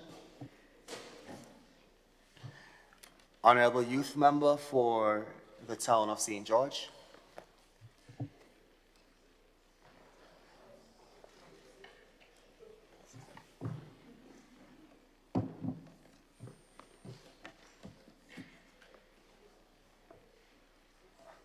Thank you, Mr. Speaker. Mr. Speaker, when a pipe bursts in your home, you can keep mopping the floor every day. You can buy bigger buckets, but if you never fix the pipe, the water would continue to flow. Today, we debate a resolution on gender-based violence, a scourge that has affected far too many women, men, children, and vulnerable persons in our society. Let me be clear from the outset. The opposition supports the objective of this resolution. We support safer communities, we support stronger protections for victims, and we support every effort being made to reduce gender-based violence in Grenada.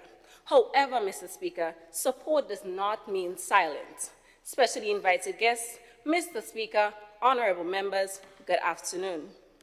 Our first point of concern is that this resolution focuses heavily on responding to gender-based violence rather than attacking it at its root. Mr. Speaker, while the resolution rightly acknowledges international obligations, regional frameworks that call for the elimination of violence and the promotion of gender equity, acknowledging an obligation is not the same as fulfilling it. Recognition alone does not guarantee meaningful prevention. What matters is how these commitments are translated into concrete preventative action within our communities. The preambles speak about awareness, training for police and judicial officers, and the review of self-defense tools. These measures are important, but largely come into play after the conditions of the violence have already taken hold. Mr. Speaker, imagine this. A young boy or girl growing up in a home where shouting, intimidation, and violence are normal. Because of their family's financial situation, school is not an option. They see conflicts settle with aggression rather than communication. They receive little guidance on emotional regulation, healthy relationships, or respect for others. Years later, society is shocked when this behavior manifests itself in harmful ways. Mr. Speaker, GBV often stems from deeper societal issues such as intergenerational violence, substance abuse, economic dependency, childhood exposure to violence, and toxic ideas surrounding masculinity and femininity. Mr. Speaker, and let me shine some light on this issue. It is these very ideas surrounding masculinity and femininity that often go unchallenged and accepted within our communities. Young boys are frequently told to man up, suppress their emotions, and endure hardship in silence. At the same time, young girls may be socialized to tolerate controlling behaviors or unhealthy relationship dynamics because they have seemed to be normalized around them. As a consequence, some male victims may be reluctant to report abuse out of fear of ridicule or being perceived as weak. Likewise, some individuals may fail to recognize abusive behaviors because they have been normalized from childhood. Over time, these messages shape how individuals view power, relationships, conflicts, and even victimhood itself. According to the Council of Europe, gender-based violence is driven by a combination of cultural, economic, political, and social factors, including unequal power dynamics and the normalization of violence within communities. If these are among the causes, then our solutions must go beyond responding to incidents after they occur. The opposition therefore submits that greater emphasis should be placed on preventative initiatives that address the root causes of violence. This includes programs that promote healthy relationships, conflict resolution, emotional intelligence, and positive social norms. If we are serious about preventing gender-based violence, then we must be willing to challenge the harmful attitudes that contribute to it. Prevention is not only about teaching people what to do when violence occurs, it is about teaching them what healthy relationships should look like before violence ever begins. Moving on, the resolution proposes incorporating GBV awareness into schools and tertiary institutions. While this is commendable, prevention cannot stop at the school gate. Mr. Speaker, what about the young man who left school at 16, the single mother working 2 jobs, the father in a rural community who never had the opportunity to pursue tertiary education? Are they not also members of society that we seek to transform? The opposition therefore believes that awareness and prevention efforts should extend beyond schools and tertiary institutions to include community centers. Mr. Speaker, please permit me 1 minute to wrap up my speech. 1 minute granted. Thank you.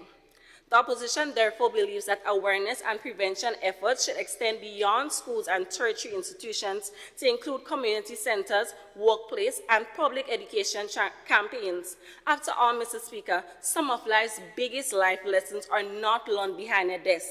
They are learned on the blocks, in the playing field, in the workplace, and within our communities. In closing, Mr. Speaker, the opposition does not seek to weaken this resolution, we seek to strengthen it. While we support its effort to raise awareness and improve institutional responses, we believe that if we are truly committed to ending gender-based violence, we must do more than respond to it. We must prevent it. Let us therefore not treat the symptoms, but address the disease itself. Thank you. Thank you, Honorable Member.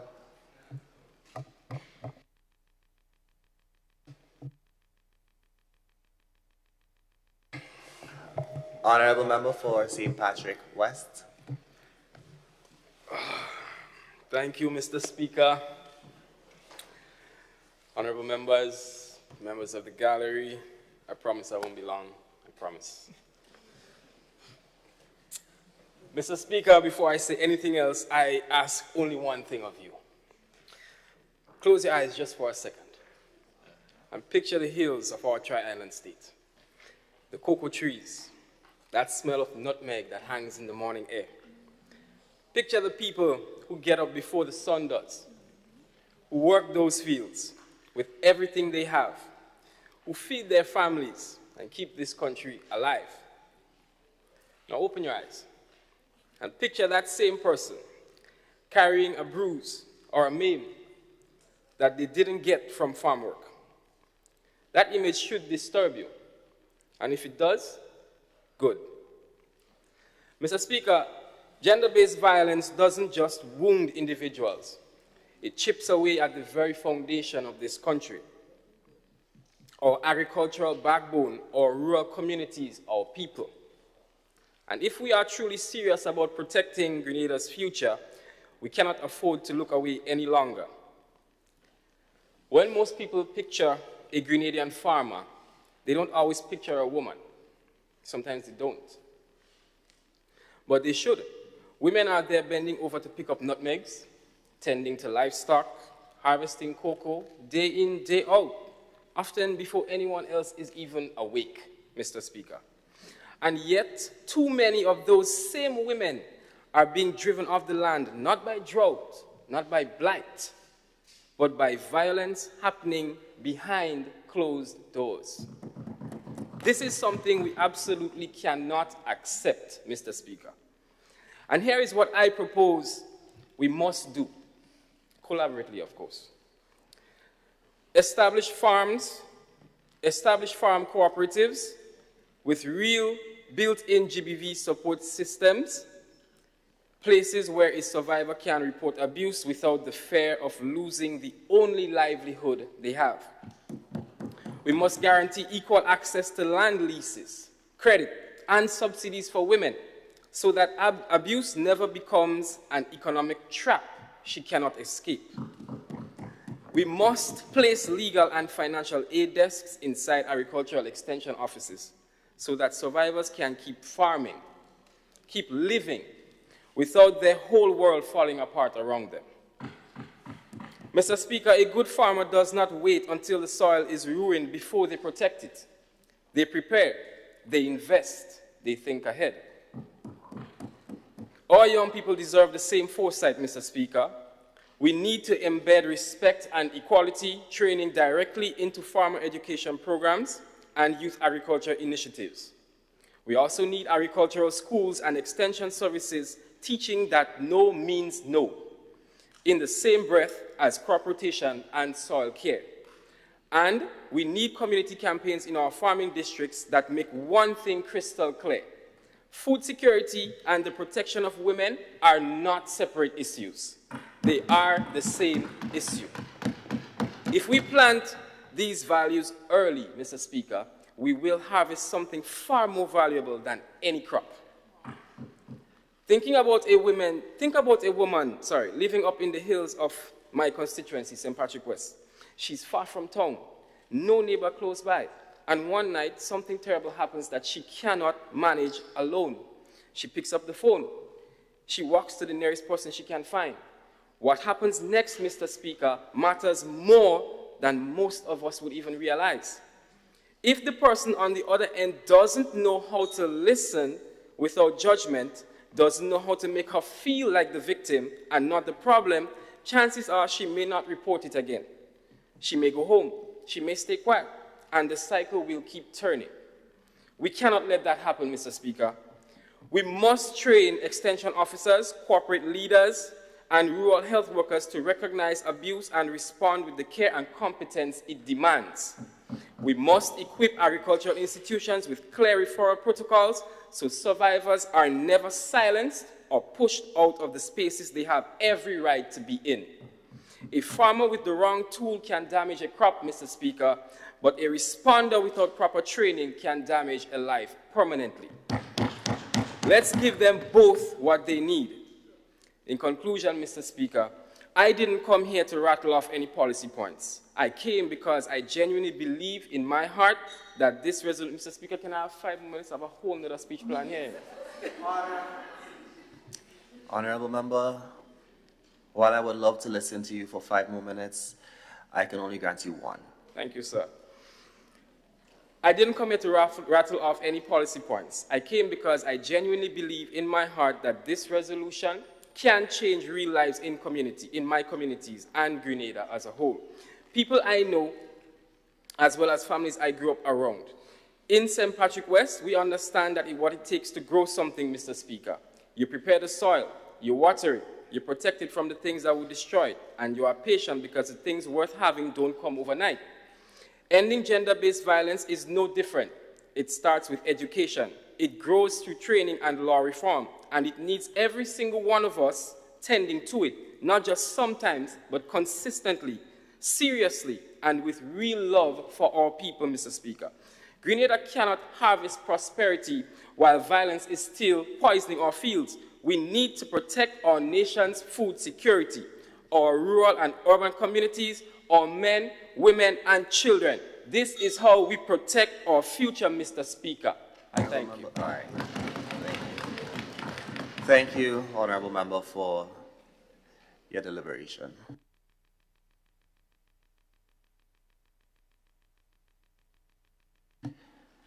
Honorable Youth Prime Minister.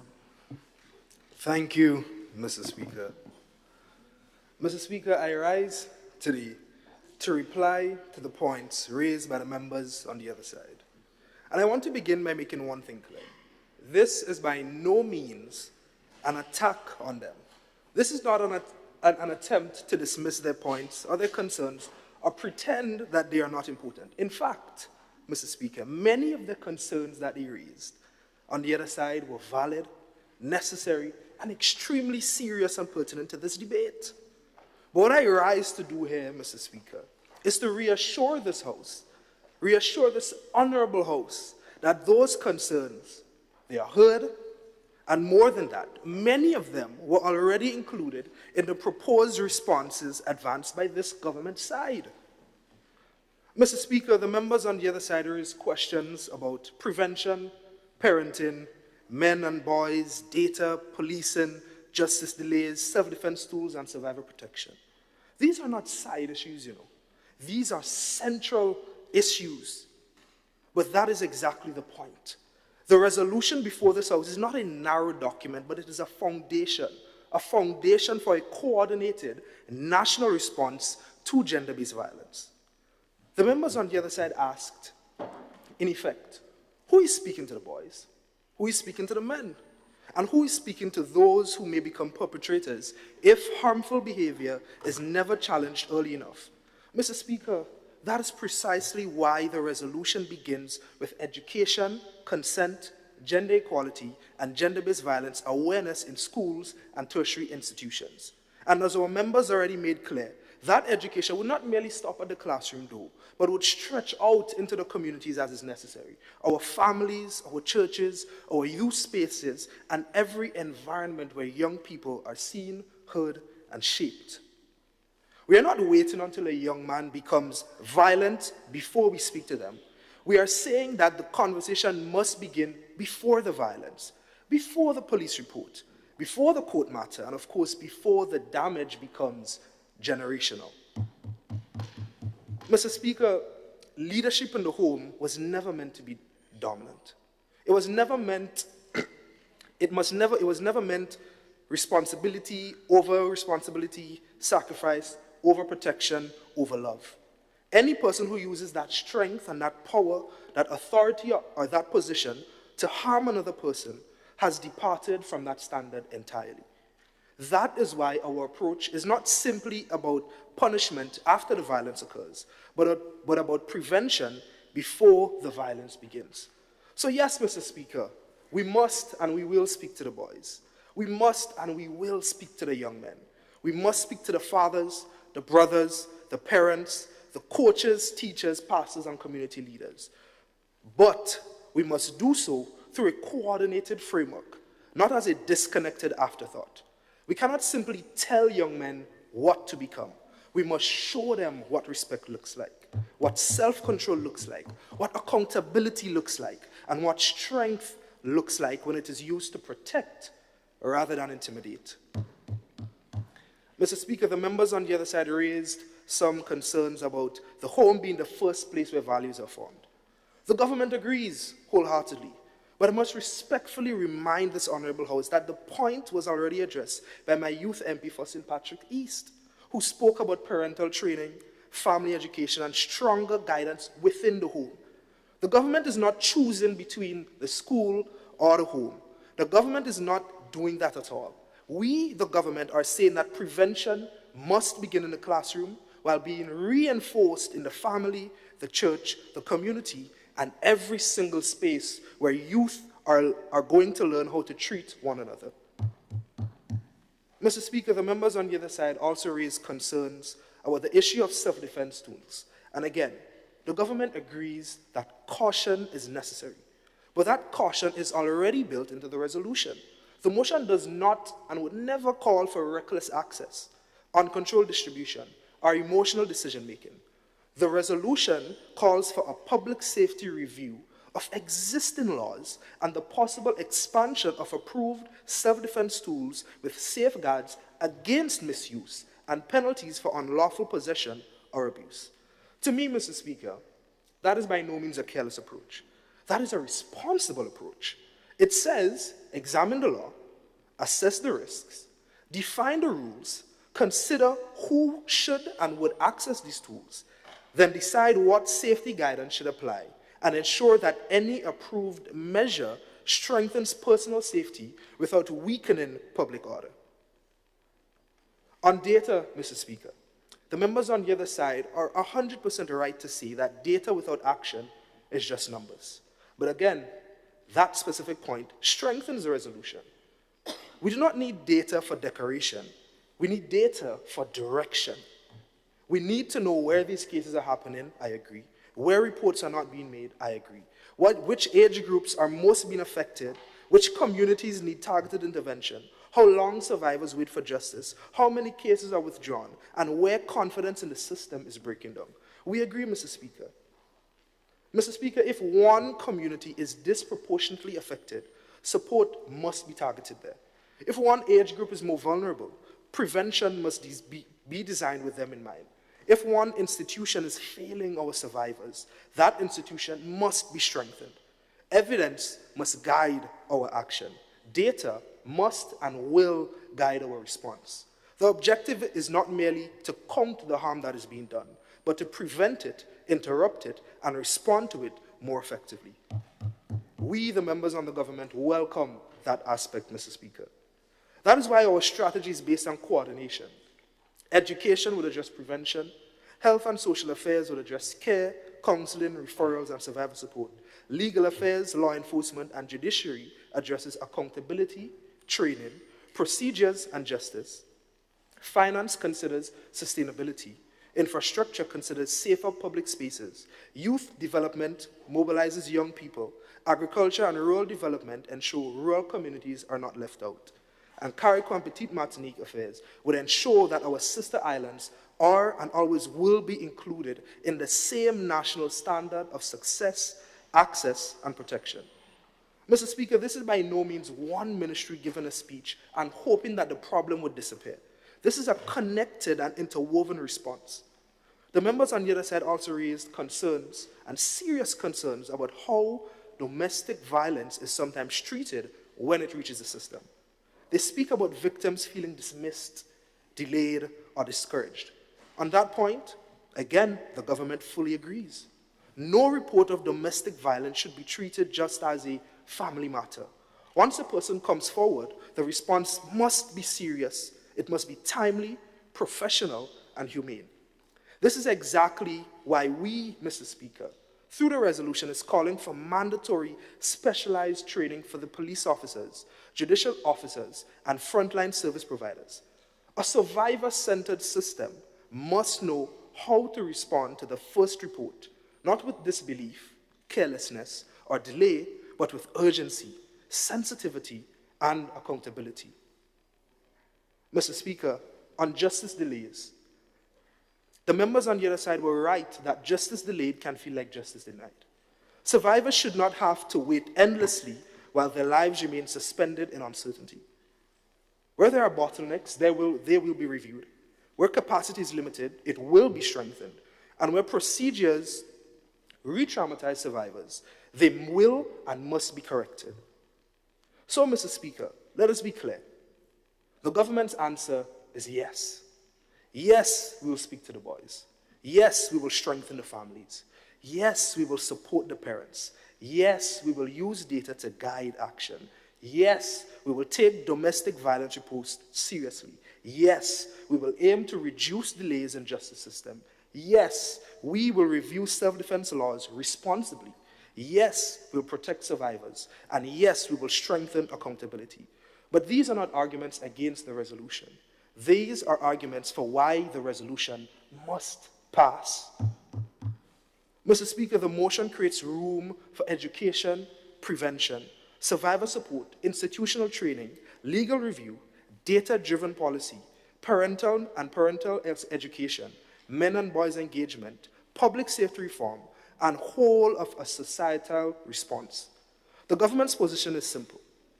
Gender-based violence will not and never will be reduced by choosing between home and school, between survivor protection and perpetrator accountability, between education and justice, or between data and action. We need all of them working together. Mr. Speaker, the members on the other side have added weight to this debate. And we welcome those contributions.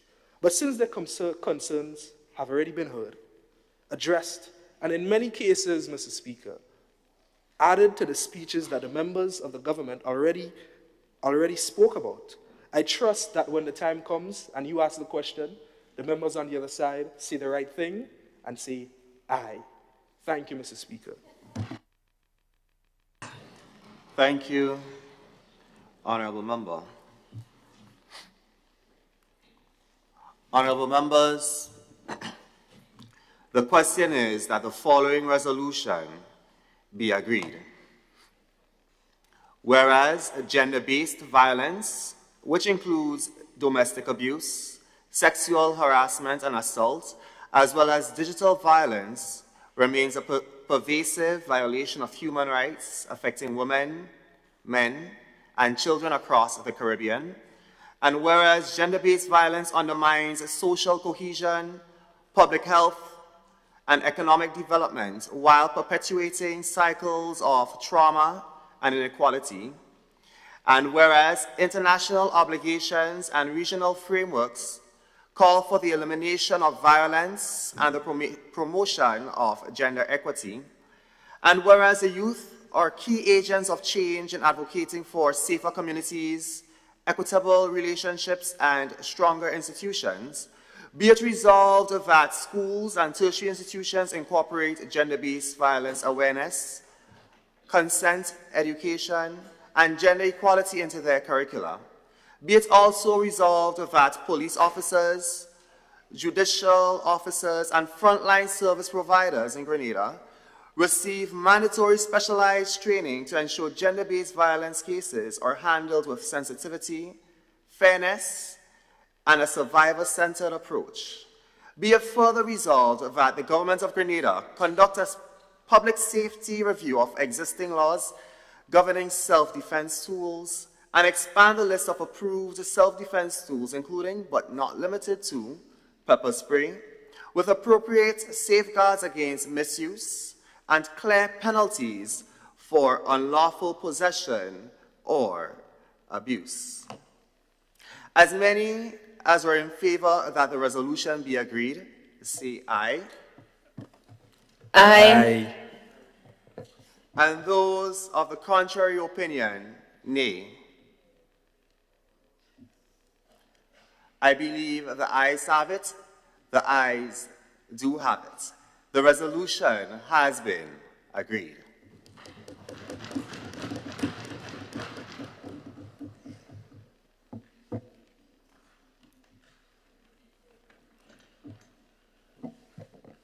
Adjournment.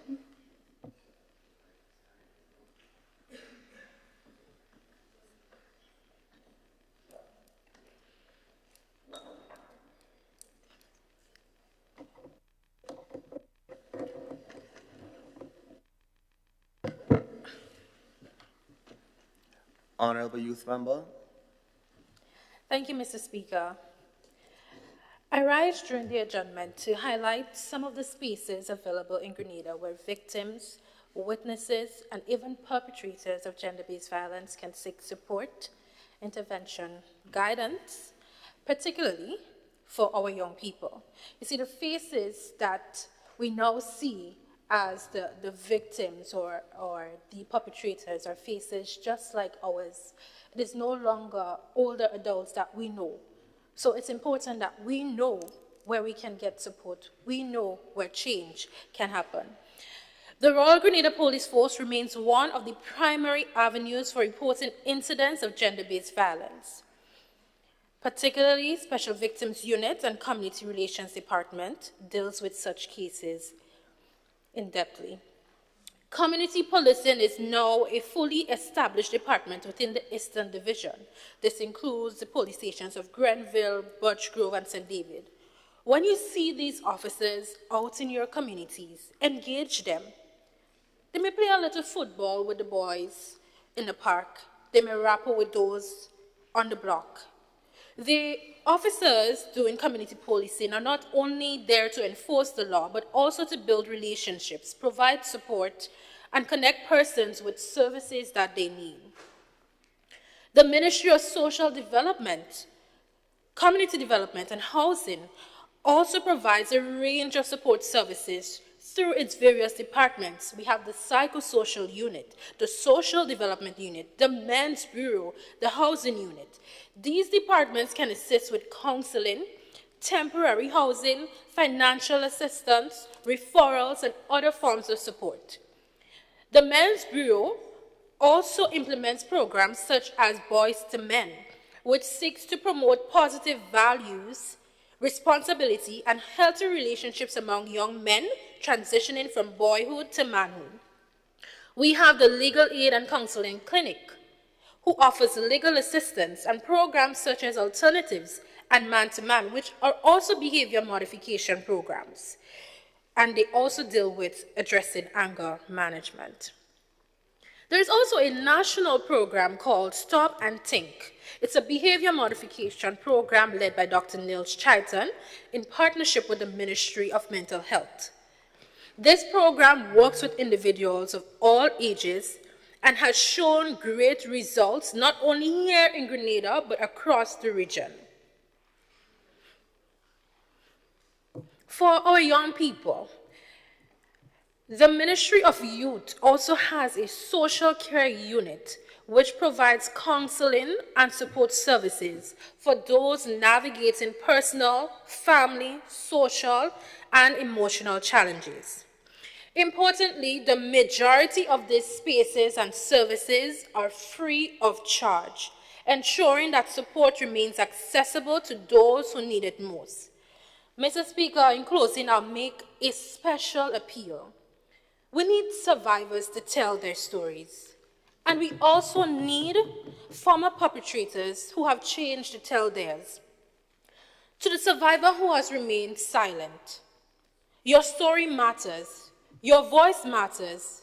Your healing matters. Share your story so that the next person who feels trapped may know there is hope. To the person who witnessed or seen abuse and said nothing, please speak up. And to the person who once caused harm and has chosen a different path, share your journey so others may learn from it.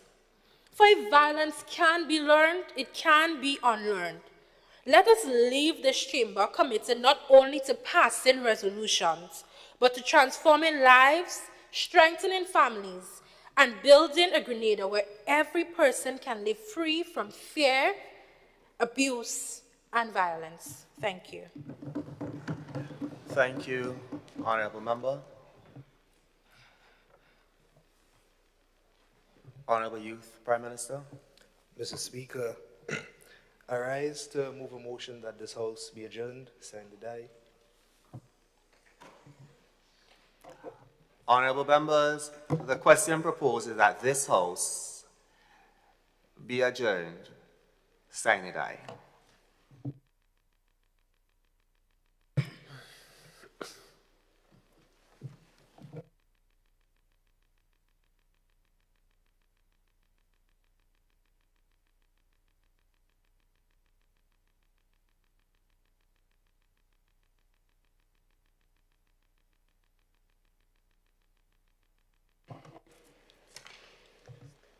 Senator.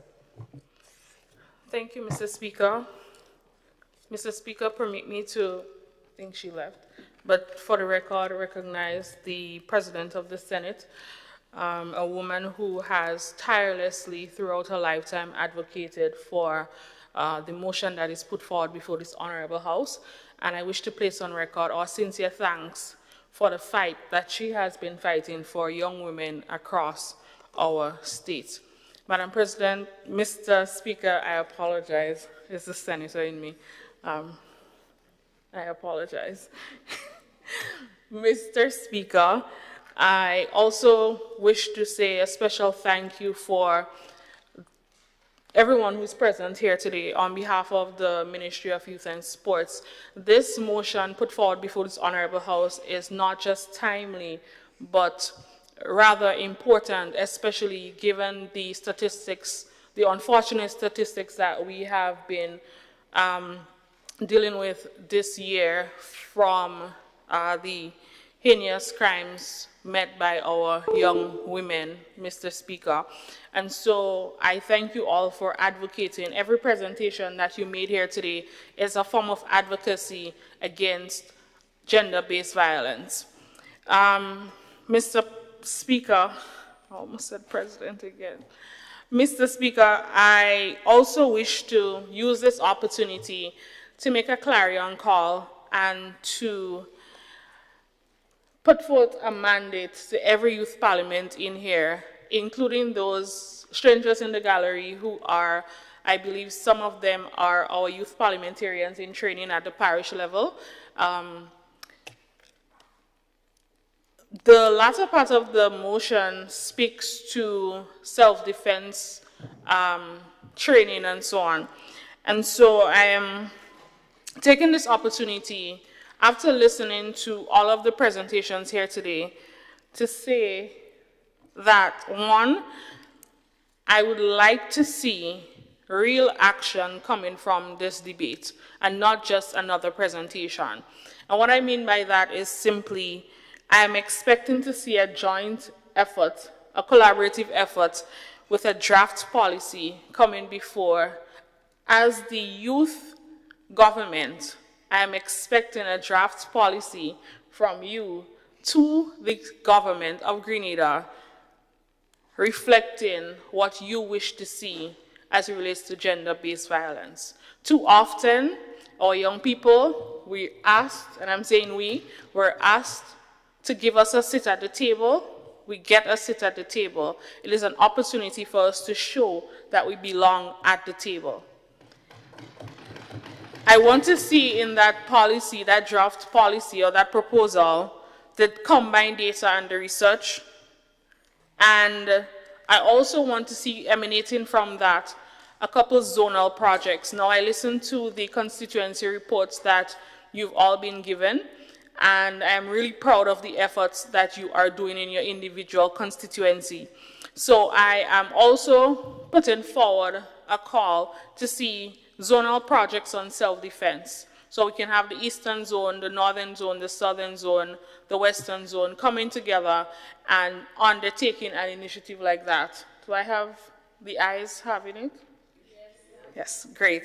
And also, the latter part of your resolution also spoke to public safety reviews of our existing laws. And so I'm also putting forward that call to see some zonal public safety consultations to review our existing laws. And I do believe when I look at the caliber of young people in here, and that does not just include our elected youth parliamentarians, but also the strangers in our gallery, I believe it is something that really can be done so that we can prove that this is not another talk shop, but we are serious about the actions, the unfortunate actions that are being taken against our women and our girls and children and men.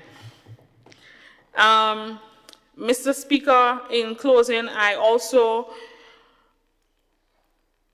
want to say that this motion represents an opportunity for us to move from reaction to prevention. And a lot of the presentation, I don't wish to comment individually on some of the presentation, but some of the things that I heard was more of the reactionary measures, but there was one speaker in particular that highlighted the importance and the significance of what can be done in advance to prepare. So if our persons are educated, well educated, and not just our victims, but also the perpetrators or the perceived perpetrators, then we can have a more resilient nation as it relates to gender-based violence. So I am pleading that we move from silence to awareness and from awareness to action. And with the appropriate safeguards, resources, and stakeholder involvement, I believe it can contribute significantly to creating safer schools, safer communities, and a safer Grenada.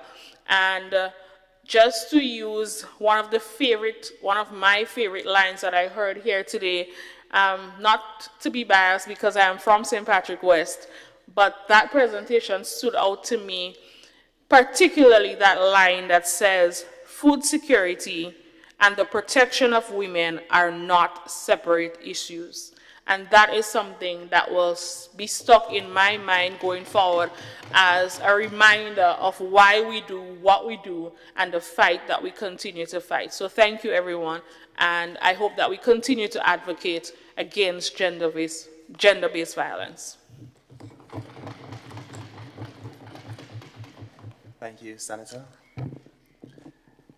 I would also like to place on record my continued gratitude and appreciation to our dear facilitator and our mentor, Dr. Tessa Sincere. I know that oftentimes, she would just sit there quiet and everything, but I would like to hand you your flowers today, or this afternoon. Additionally, I know Senator Francis made mention of it, but I would like to implore on any young man who may be hearing my voice at this time, and I know that, once again, we oftentimes speak when focusing on gender-based violence, primarily to what happens to women. However, I would like to speak to the young men who may be in the audience or maybe online, whether local, regional, or international. Do not be afraid to report. You are loved, your voice matters. Your well-being matters. And to those of us here in the gallery, after hearing what these fellow youth parliamentarians, what they brought forward, the onus is on us to help train and educate the people around us. And there's a statement that is often said, each one, teach one. However, I would like to expand the statement and end it just at that for a food of thought. Each one, teach one, to reach one.